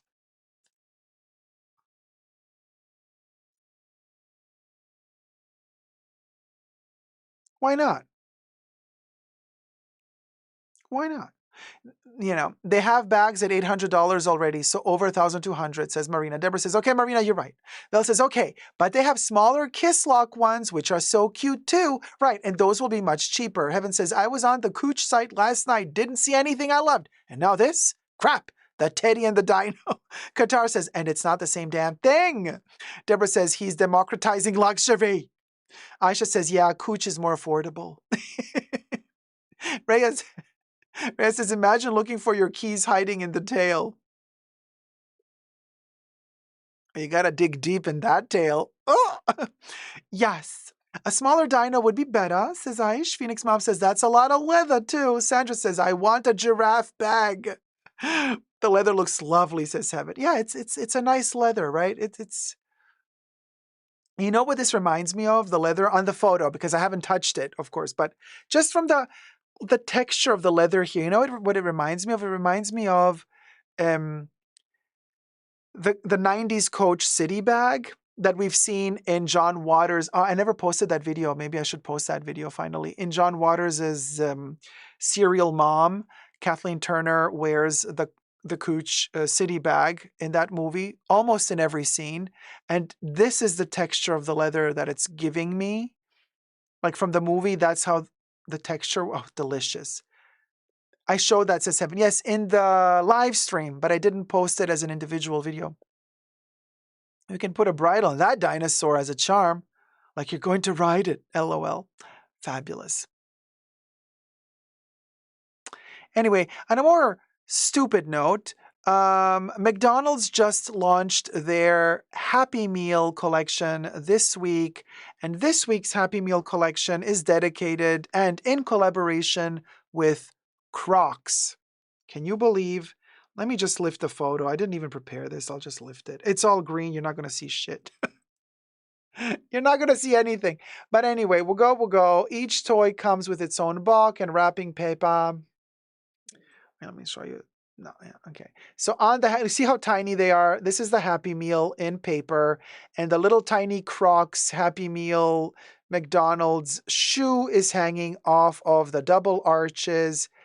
And there's a collection of 8 of these little munchkin Crocs, miniature Crocs. They are bag charms. They are bag charms, or whatever, wherever you want to stick them to.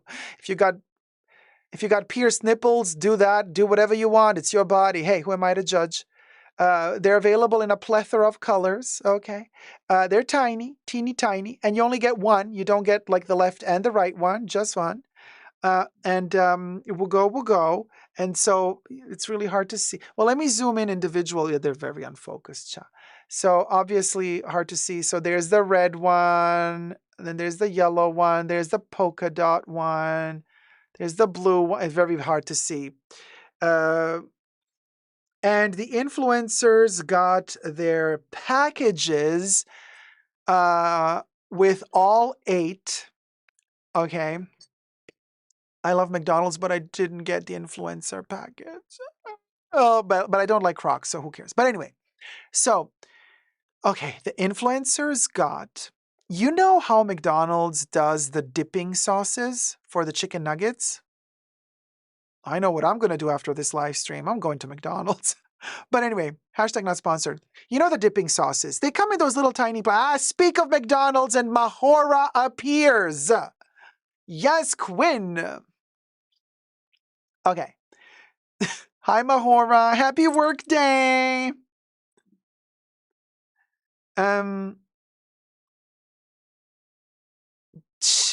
Ali Al Husseini. Seriously? Are we really going to go there?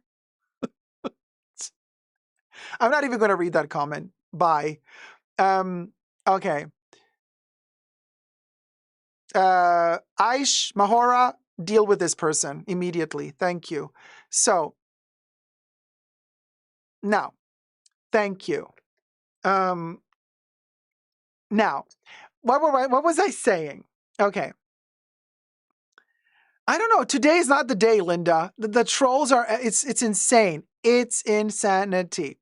So, I was talking about the, thank you, Liz. Go say that to, exactly. We're nobody's surviving out here. Thank you, Mahora. Thank you. Yeah, go say that to the politicians and people in power. We are nobody's surviving up in this moho. Period. Thank you, Rhea. We were talking about the McDonald's sauce. You know how it comes in that plastic container? No, the little tiny, the little tiny sauces. Well, they're not packets. They're not squishy like the ketchup and mayo, but they come in like a plastic little container with a peel off. Yes, Aish, the little pots. Those are the ones. The pots. Exactly. Now, imagine what they did for the influencers. The influencers got a giant dipping sauce pot. I love when things are oversized. Okay, size queen maybe. So they got a big one, this big, right? A fake one. There was no sauce inside. But inside were all of the Crocs, like each shoe. And they got to unbox them, and the rest of us losers have to buy them and hope that we can get them, that they're not sold out immediately. Also, I was told that at some McDonald's you can actually go to them and not buy the food. Some of them will sell you just the shoe for $2.50 or $2.30. Well, each McDonald's has different prices, but you know what I'm saying? Like some McDonald's, not all, but some McDonald's will sell you just the Happy Meal toy. In this case, it's the Croc. So you don't have to buy the full Happy Meal with all the food. You can just buy the shoe. But in other places, you're going to have to buy the food as well. Qatar says, oh, dang, they should have given them that kiddie pool of barbecue sauce. Qatar, yeah, to the influencers. Oh my God, that would have been so funny. Like the whole container is filled with barbecue sauce, and then you have to dig out of the barbecue sauce the Crocs shoes and wash them or lick them off. I mean, it's very Nickelodeon, very like slime pit and having to dig stuff out of slime and goo. I'm down for shit like that, but not playing with food, you guys. Food is important. Oh, hi, Audrey. Just on lunch break. Hi, y'all. How's it going, sweetie? We'll go. So it's a viral moment for sure, Qatar. Oh my gosh, totally. So quick update for Audrey and for Mahora, unless Aish didn't update you already privately. Good morning, Finley. Bunker raising my little coffee mug to ya. Cheers, sweetie. Winnie B. LV. Well, if I didn't live and breathe.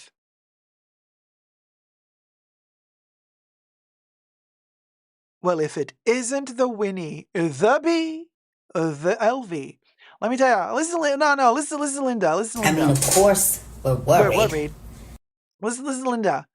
Truth be told,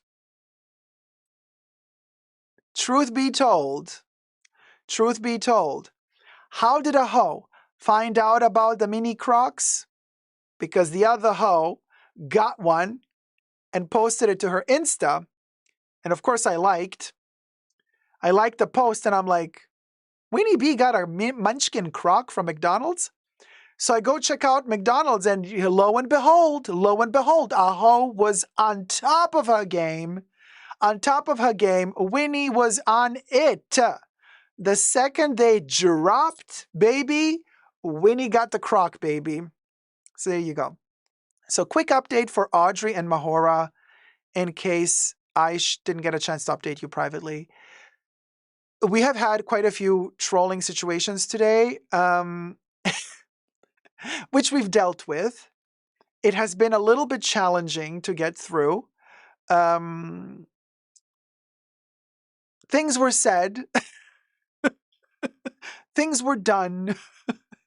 Shades were thrown. And we moved on. I'm just going to leave it at that. Enjoy the rewatch. For the rewatch crew, enjoy, and thumb up the video while you're at it. I know, it was such a doozy. Winnie says we need all of them. Okay, Winnie, I have a question for you, because I know you said your hubby went to get you the Croc Happy Meal. But, like, did he get to choose, like, which one? So, like, you told him I want the polka dot one? Or is it like you get what you get? And not every McDonald's has all of the 8 colorways. Like, how does that work? Because are we having like a boo bucket situation here where you have to drive to like 10 different McDonald's to, there you go. Winnie says, no, he didn't get to choose. They just give you one.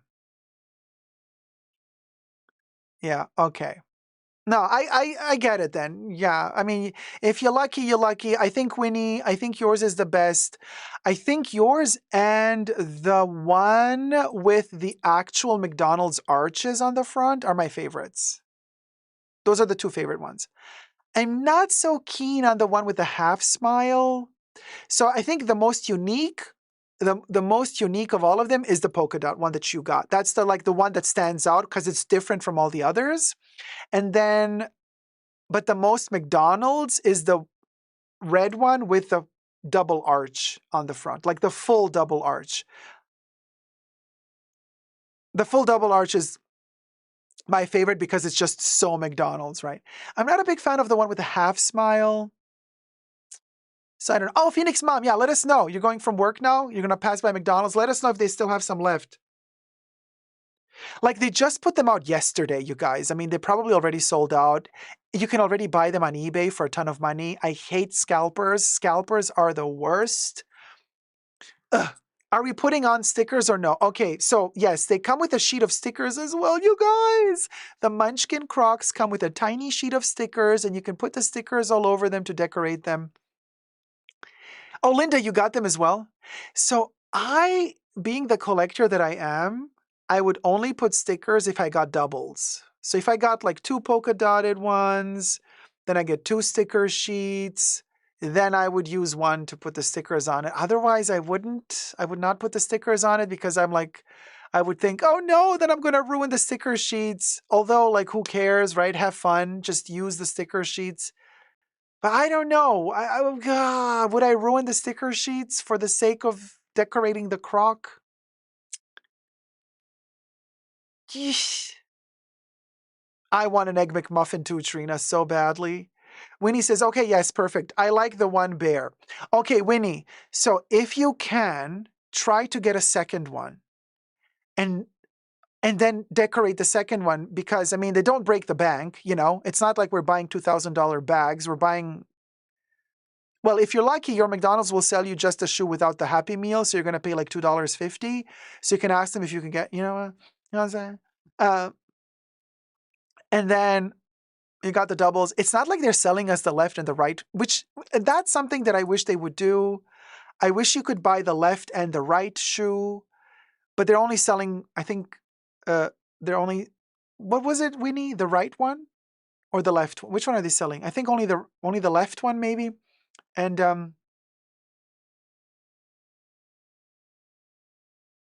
oh, good. Yeah, let's do this. I want to get it after the live stream. Perfect. I'm going to McDonald's, baby. No, but do they do Happy Meals for breakfast as well? Damn. I prefer to eat breakfast, but they don't do Happy Meals for breakfast. But breakfast, they might sell just the toy. When I drive up to the drive-thru, no. When I drive to the drive-thru and I get my McMuffin, which I love the most, okay, thank you very much. Sausage, cheese, egg McMuffin. Thank you, McDonald's breakfast, okay? Then, when I drive through to get my breakfast, even though they're still not doing Happy Meals, I can ask them, hey, can you sell me a Croc?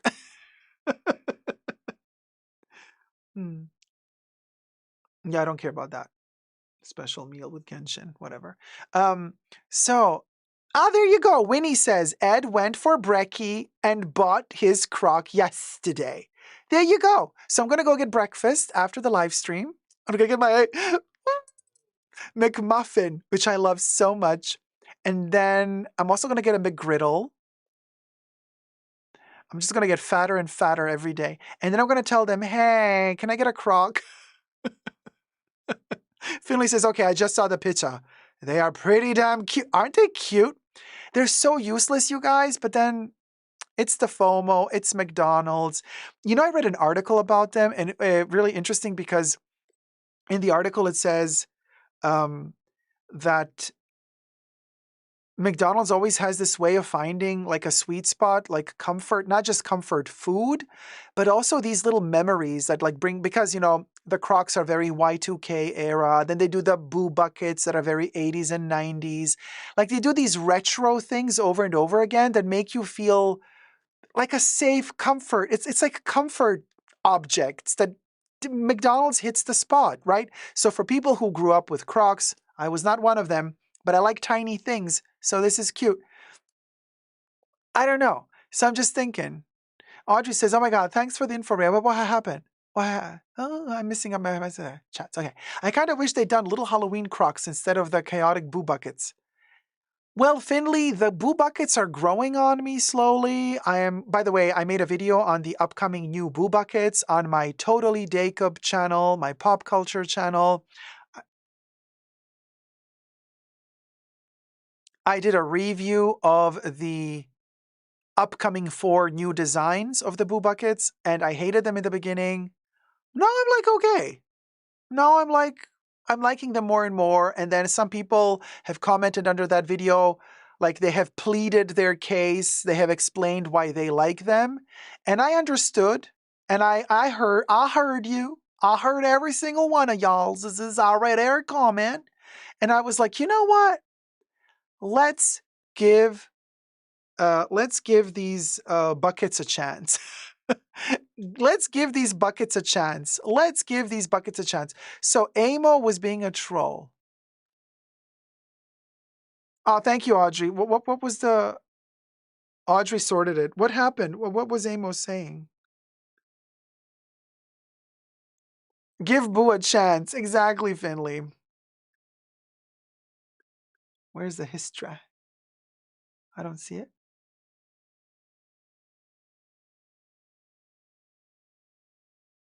Oh, okay. Somebody called me a homosexual.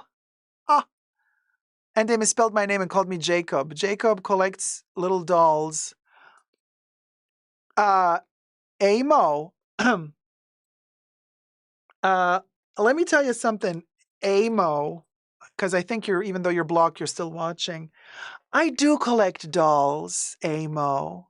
And actually, say hello to yourself, darling. I've just collected your skeleton because the mods have nuked your ignorant fat ass. So, Amo, welcome to the Fashion Bunker. You have officially joined my army of dead troll skeletons. I hope you enjoy the torture in this hell that comes bestowed upon you from here on out until eternity, because I'm a vampire. I never die. So your skeleton is in good hands forever and ever and ever. You're welcome, Amo. Where were we? Oh, yes. Speaking of Halloween, here's my favorite bag at the moment. I love this one so much. So this is from the movie Halloween, the 1978 Halloween movie. It is the jack-o'-lantern from the opening scene. And look how gorgeous. I got this one last year. It's from Trick or Treat Studios. And so this is my seasonal bag. It is the season. So yes, I is wearing it. It's in pleather. Okay, completely plastic. It's not leather. I just don't like when they call it vegan leather. I mean, come on. No. Don't abuse the vegans for this. You know, because like it's plastic, y'all. But it's holding up quite well. Love it to bits. So anyway, this is my bag these past few days. This has been my bag. So just letting you know. And this is done on purpose because the actual pumpkin from the movie Halloween by John Carpenter, that jack-o'-lantern also has a slit between the nose and the mouth. This is what makes this particular jack-o'-lantern so special, because that's how it was in the movie. We'll go. Anyway, IYK moment. And while we're talking about Halloween, let me plug my merch. Luxury sucks, honey. This is the limited edition. This is the limited edition merch for this Halloween season, available only until the 31st of October. So we got the luxury sucks because it sucks us dry, but also luxury sucks lately, very much so. Very big print, available at www.superdacob.com, also on Amazon, in some countries. Look at that, luxury sucks for all the fashionistas out there. The details, let me tell you, Linda, look at the details.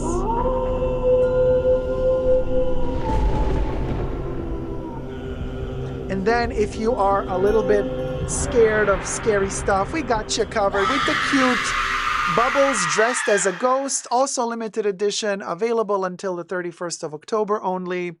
It's the Woogo Woogo, but it is Boogo Boogo. This is the cutesy, more innocent Halloween for all our innocent Halloween lovers that understand the fashion bunker lore. And then let me show you. I got these two samples in. I don't have the other two samples yet. So there's 4 prints. These are the 2 prints. Let me show you the other prints. If you are more into 30s, 40s Hollywood and 50s Hollywood movie posters, and if you are into the mythology of mermaids/sirens, I got you covered with the price increase. Beware, the sirens are warning us of the next price increase. Now, if you go to my www.superdacob.com website, you will find many more silhouettes. Fry Me to the Moon is very, okay. Fry Me to the Moon is all about bacon bats and butter moons. Bring home the bacon. There you go. There you go. Luxury socks available on many different prints, t-shirts, jackets, nylon jackets, hoodies. Then we got the crew neck, Fry Me to the Moon, because, well, Chanel always does these commercials about flying you to the moon to get a bottle of Chanel No. 5 every Christmas. It's like they can't get another idea to save their lives. But then we have Pharrell talking about butter. And we got the Baconator at Chanel talking about bringing home the bacon. So the bats are made of bacon. The moon is made of butter. See what I'm doing there? But very IYKYK. Butter. Butter. Then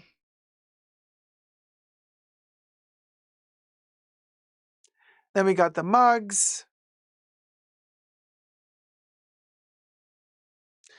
And the price increase, beware sirens again. Like I said, if you go to superdacob.com, you can find pillows, jackets, t-shirts, crop t-shirts, hoodies, long sleeves, short sleeves, cropped, all that stuff.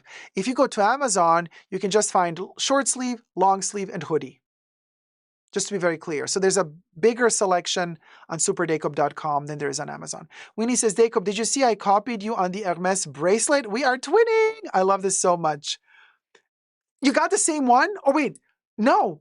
When did you post it? Did you post it just now? On Instagram? Let me check.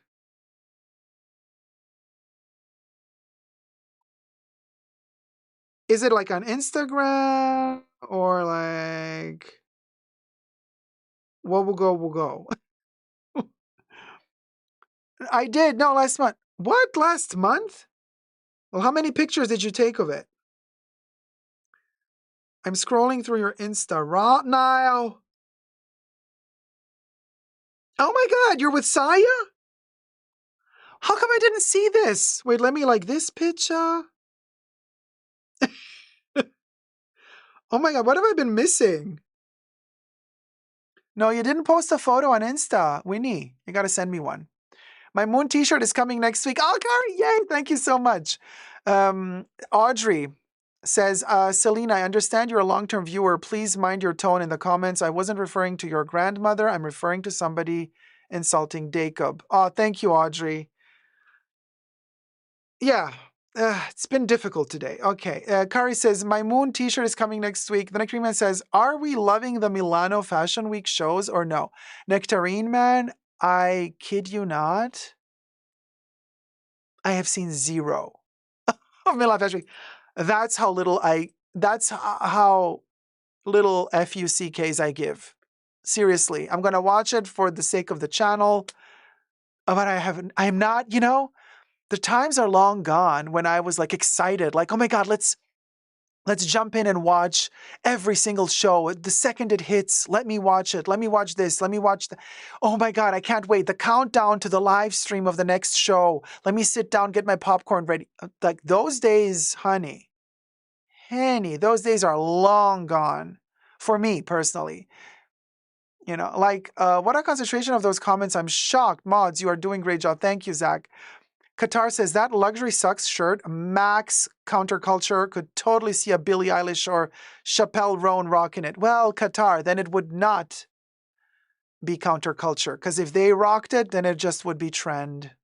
You see, interesting thing about punk, it's only punk before it becomes mainstream. The second it becomes mainstream, it's no longer punk. So good that Billie Eilish doesn't wear it. Good that you guys get to wear it before she does. Nectarine Man says, same. Mosquito should be fun today, though, I hope. Yeah, Nectarine Man, but honestly, oh, you sent me the bracelet? Okay, we need. I can't wait to see it. Nectarine Man, let's be honest here. Yeah, we reviewed the last Mosquito show with the new guy from Argentina. Is he Argentina or Brazil? But okay, are we going to buy anything from the at the end of the day? I don't think so. Winnie.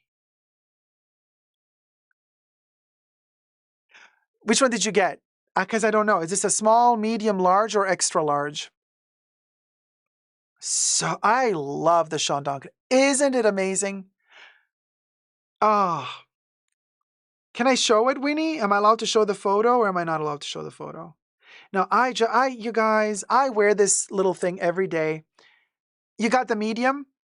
Perfect. Yeah, good for your wrist. Because you're more dainty. So you don't want that too big. You don't want the size to be too big. Hey, wait, can I show it? Yes, show. Okay. There you go. Look how beautiful. Gorgeous. Okay, Winnie, let me tell you. Here's the thing. Aish says, gosh, I'm the same with the shows. Now I used to get excited. I don't get excited anymore, you guys. I get more excited for Halloween merch or Halloween props or, buying. Here, I found Bubbles. Yeah, this got me excited. When I found her, I found Bubbles, okay, in her Halloween. Hello. Hello. Hi. Hi, everybody. Say hi again, Bubbles. Hello. I'm doing like Teruko with Titi now.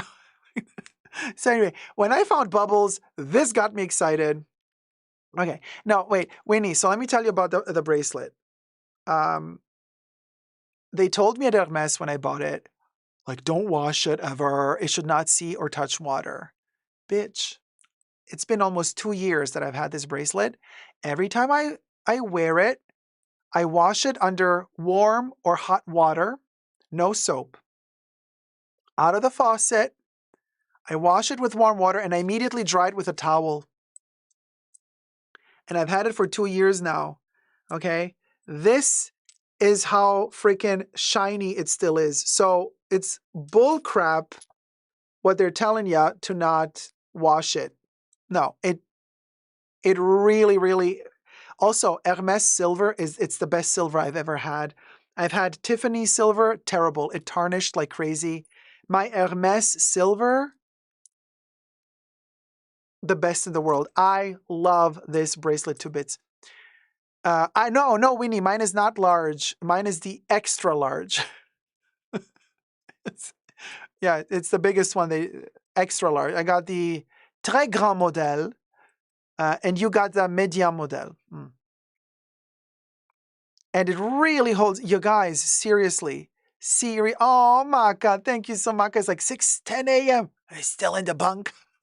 Audrey says, I shower in all my jewelry.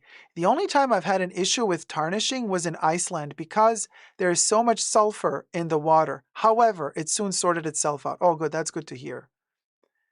Kari says, I wear the Jeanne d'Ancre ring, doing cooking and washing, no problem. Oh, and you guys, I have also the large version of the Jeanne d'Ancre fixed bracelet, which I've had for 6 years, 6 years now, 5 or 6 years, which is here. I don't wear this one every day, but here's the thing.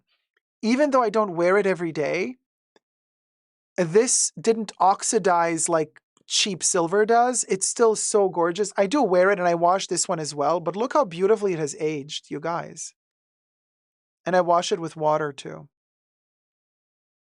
I love this one as well. And in fact, sometimes I wear them together. Sometimes you see me in my videos, I wear both at the same time. Yeah. Look at this pimple. This bitch doesn't want to heal. Anyway, cover the pimple up. There you go. Check this out. So I wear these together a lot as well. I stack them. And it didn't go up in price a lot throughout, like, in the past 7 years, it almost never went up in price, which, again, testament, to Hermes being a little bit more fair than other brands. Looking at you, Chanel. Thank you. And the little one is made in Italy.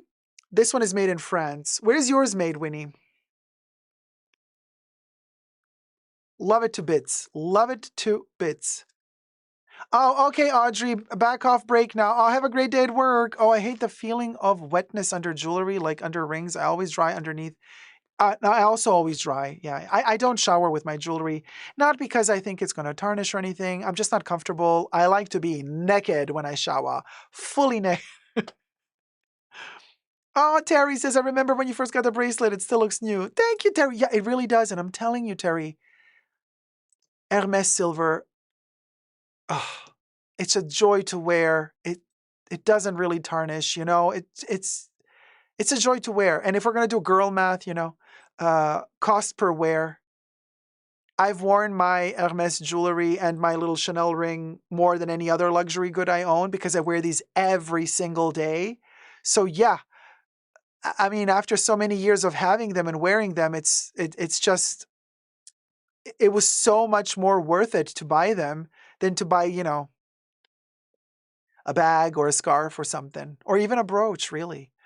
Rhea, exactly. Hermes silver, top notch. Really top notch. Really, really top notch. Yeah, Winnie says, my Tiffany turns black in a week. This never. No, Winnie, this will not turn black. Keep wearing it. Keep loving it. Silver loves, good quality silver loves to be worn.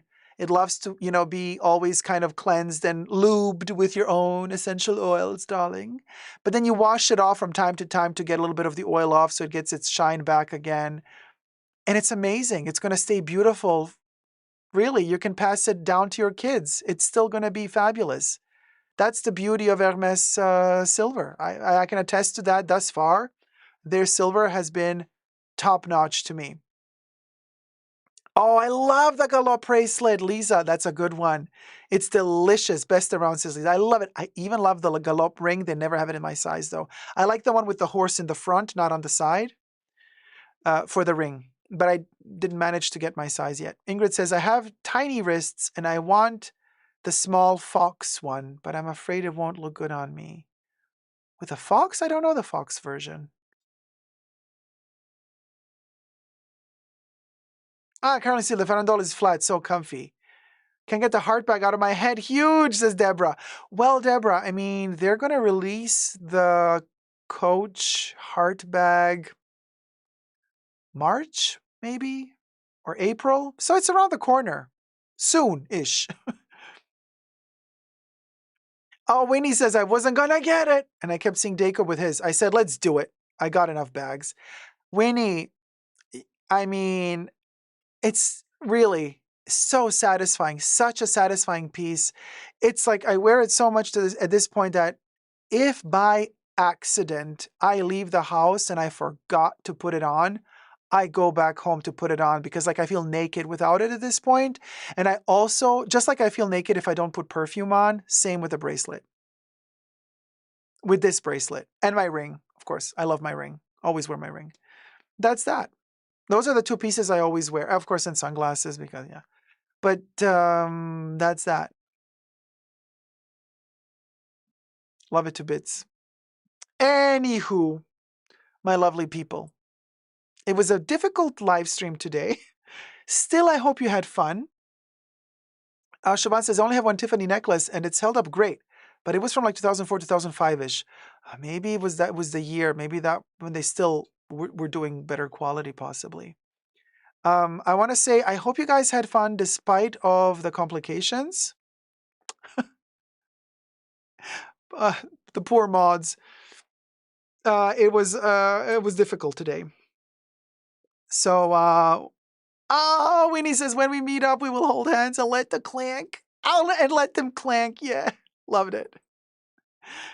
Aisha says this was great. Thank you, Aish, for being with us. And thank you to Terry, because you were troopers throughout the whole show. And then thanks also to Mahor and Audrey who stepped in.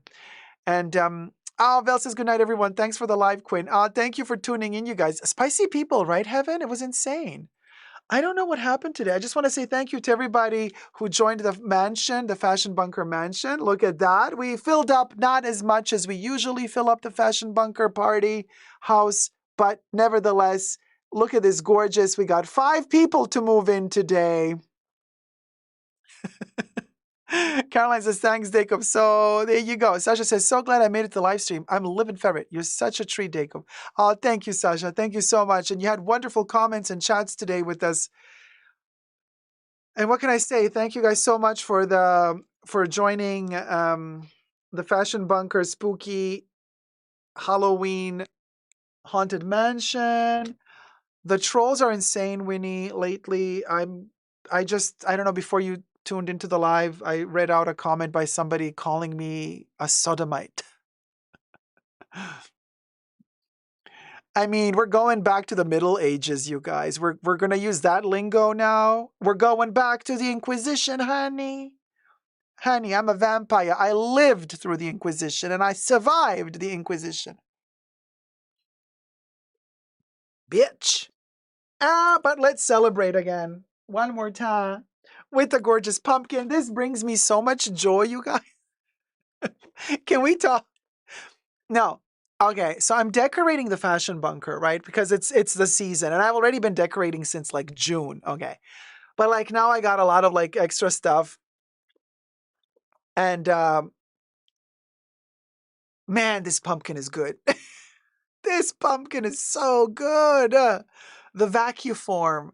It's giving vintage. It's giving modern. You know what I mean? It's giving me the gives. Love the pink, orange, red combo with the black. It's just a blast. Heaven, this pumpkin is from Target. Hashtag not sponsored. So there you go. And Winnie says, try it. The sodomiting. Oh, they might like it. Zach says, thank you for the fantastic company during my shift. Running home. Milazim Jasmine just arrived. Oh, you got to let me know how it smells. So there you go. And to all the trolls whose skeletons are filling up now, no greeting, Adolf. What the hell? Of course the troll would be a fan of his. Freak. You're a freak even after you've joined here, my dungeon, torture dungeon. Can you believe these trolls? Even in the afterlife, they keep coming at you. They keep coming at you. Well, anyway, so as I was saying, to all the trolls out there, this is where you end up. You sure? You sure you want to keep at it? So anyway, Kari says, you can whack someone with that thing. Yes, you can. Siobhan says, usually they do, but I don't know. They're getting kind of crappy now. I got quite a few pieces from Target this year. I really liked it. I really liked it. Kick the bucket. Da da da da da da da da da da da da da da. Start spreading the news. Da da da da da da. I'm leaving today. I wanna be a part of it. Yeah. Oh yeah. Ooh. Ooh. Fashion bunker Jose. Woo. Anyway, okay. Thank you, mods, for keeping us safe. Hit it, Bubbles. A special thanks to the mods in the fashion bunker. That's my horror, 3H, Gloria, Kev, Nicole, and Terry.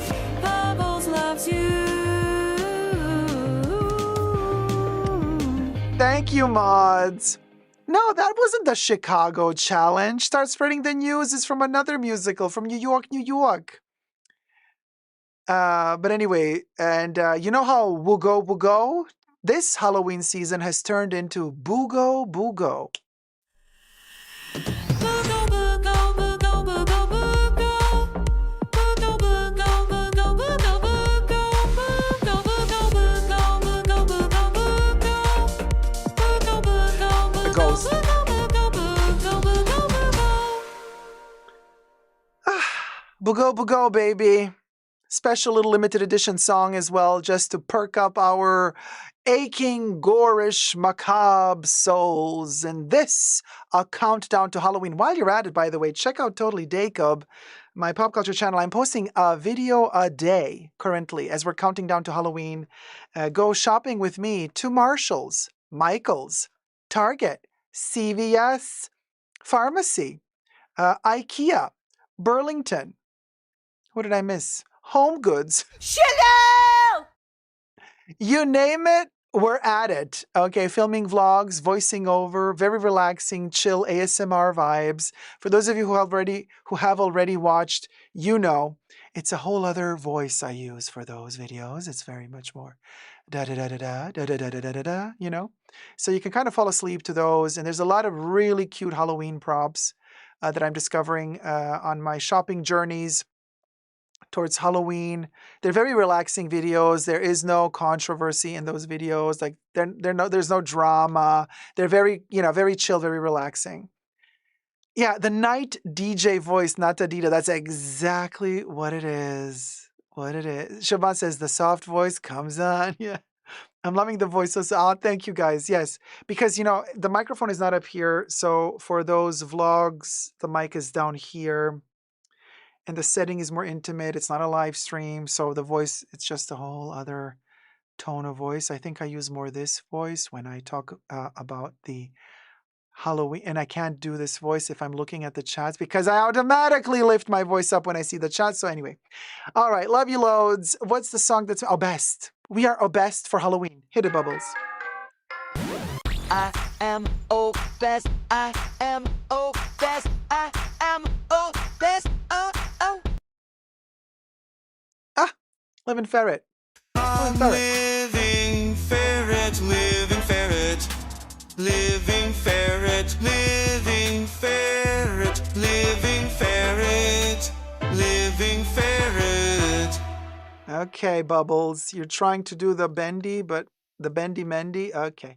Hello. So, hello. Hi, Bubbles. Your hair looks flawless today. You are a happy Bubbles today. Dangly bits and all. Whoop, whoop. Whoop, whoop. Whoop, whoop. Okay, girl. How about Dying Ferret next? Oh. Dying ferret, dying ferret, dying ferret, dying ferret, dying ferret. She dead now? Or she a goner now? Oh, Bubbles, Bubbles, no. Hello. Hello. Whee! Did we do Listen Linda already? Bubbles, sing Listen Linda for us again. Listen, Linda. Listen, Linda. Listen, Linda. Whee! Okay, Bubbles. Well, now, Bubbles, let us, where's Baby Yoda? Ah, Baby Yoda. Still invisible as always. Can you believe all the struggles and tribulations we had to go through with the trolls today? Debilitating. Baby Yoda, the only thing, you always know what to say, some wise words in cases like these. Ciao, ciao, ciao, ciao. Ciao, ciao, ciao, ciao. Ciao, ciao, ciao. Ciao. And he's off to play with Bubbles. Yes, and the wise words, in the wise words of Baby Yoda. Cha. And I was wearing today a Michael Myers t-shirt. And my Twin Peaks Sheriff Department shirt as well. We're going hunting for Bob. Thank you guys so much for tuning in. Until next time, never forget to never give up on love. I'm wishing you a wonderful rest of your week. Thank you for tuning in, everybody. I know it's been a very early or late live stream, but then again, it facilitated some people in Europe to also tune in because it was an earlier one. Thank you, Terry, so much for your help, love, and support. This live stream was brought to you by MacBook Terry.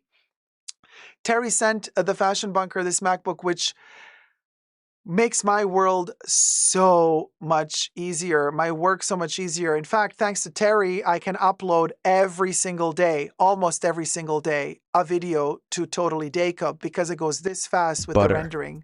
So thank you, Terry, so much from the bottom of my heart, and to hubby. Till next time, you guys. You guys. Until next time. I don't know if it's going to be Saturday or Sunday. At this point, bear with me, okay? We take it one day at a time. Naru, thank you so much for letting me know that we are in this weird moon phase. And this is why we're all having these disgusting weird dreams. Oh, Lucy Chung.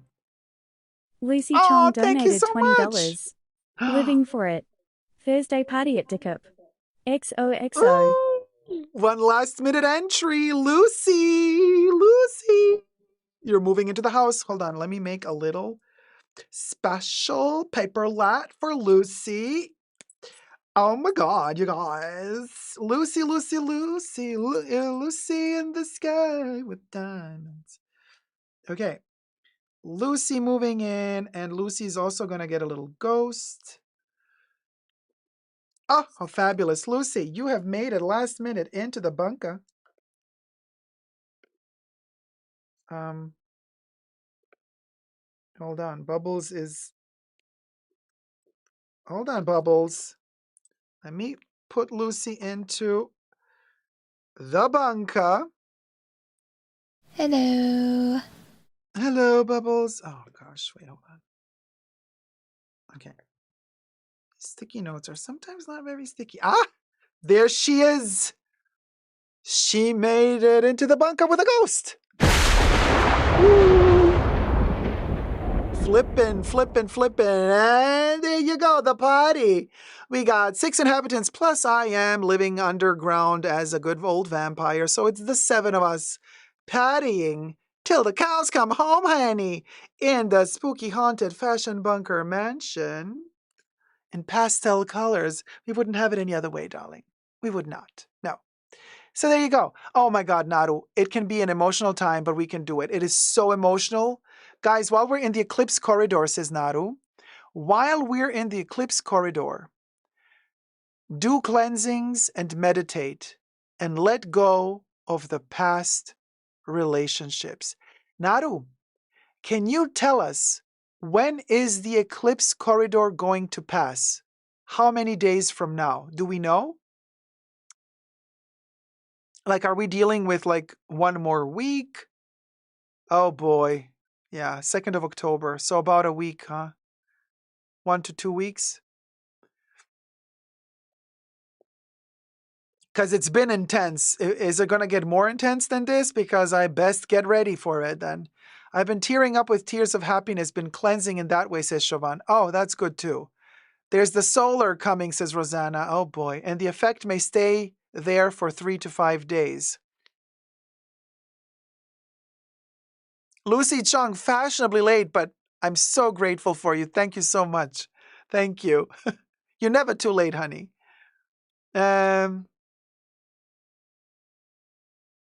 So what? So what are we supposed to do, Naru? Like, just take it slow. Like, should we just take it easy? Take it slow? Like, are we supposed to like take it slow? Okay.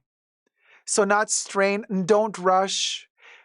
I've also noticed I'm more clumsy in this period. Like, stuff just fall out of my hands, which never happens to me. Do art, be creative.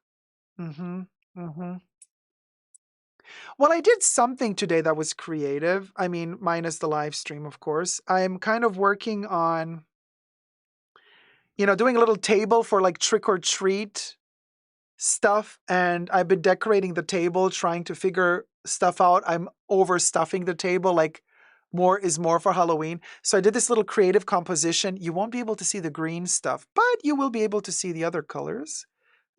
Because the green screen is on. But so this is kind of a little, well, you don't see the skeleton because it's green. But this is one little setup that I just did today. Cute, right? Disgusting! Just shut up, Bubbles. But I'm creating these little tiny, I don't know what they are, maybe like little niche.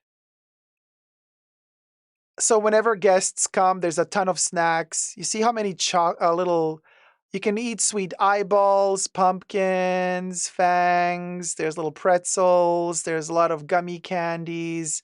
Basically, you have to kind of hunt them down. They're all hiding between all the stuff.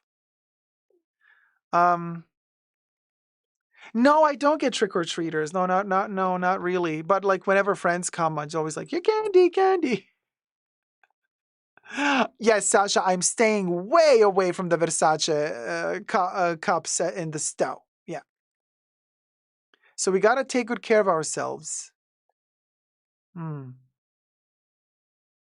I got anxiety too, Heaven. Like anxiety with like almost like tearing up sometimes, like weird sadness coming over me, like randomly.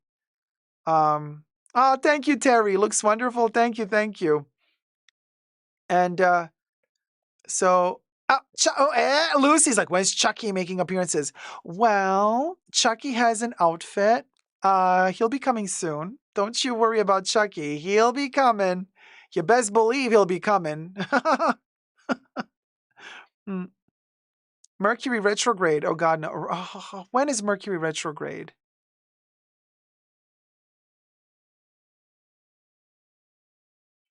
Ugh.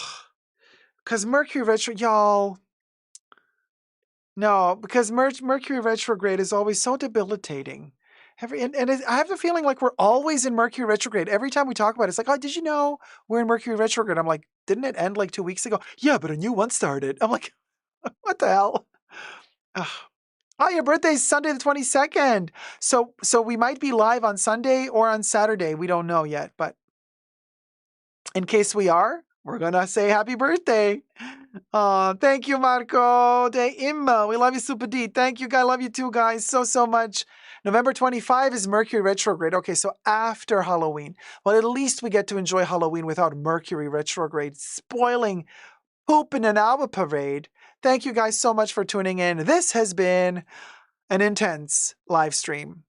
Quite cathartic. We started very, very serious. We ended up talking about Happy Meals. That's what you do in the fashion bunker. And only who can appreciate the depths and the shallowness of it all can really, truly have fun here. And understand that we do not take ourselves too seriously. But of course, we're worried. Thank you guys so much for watching. Until next time, never forget to never give up on love. Bye.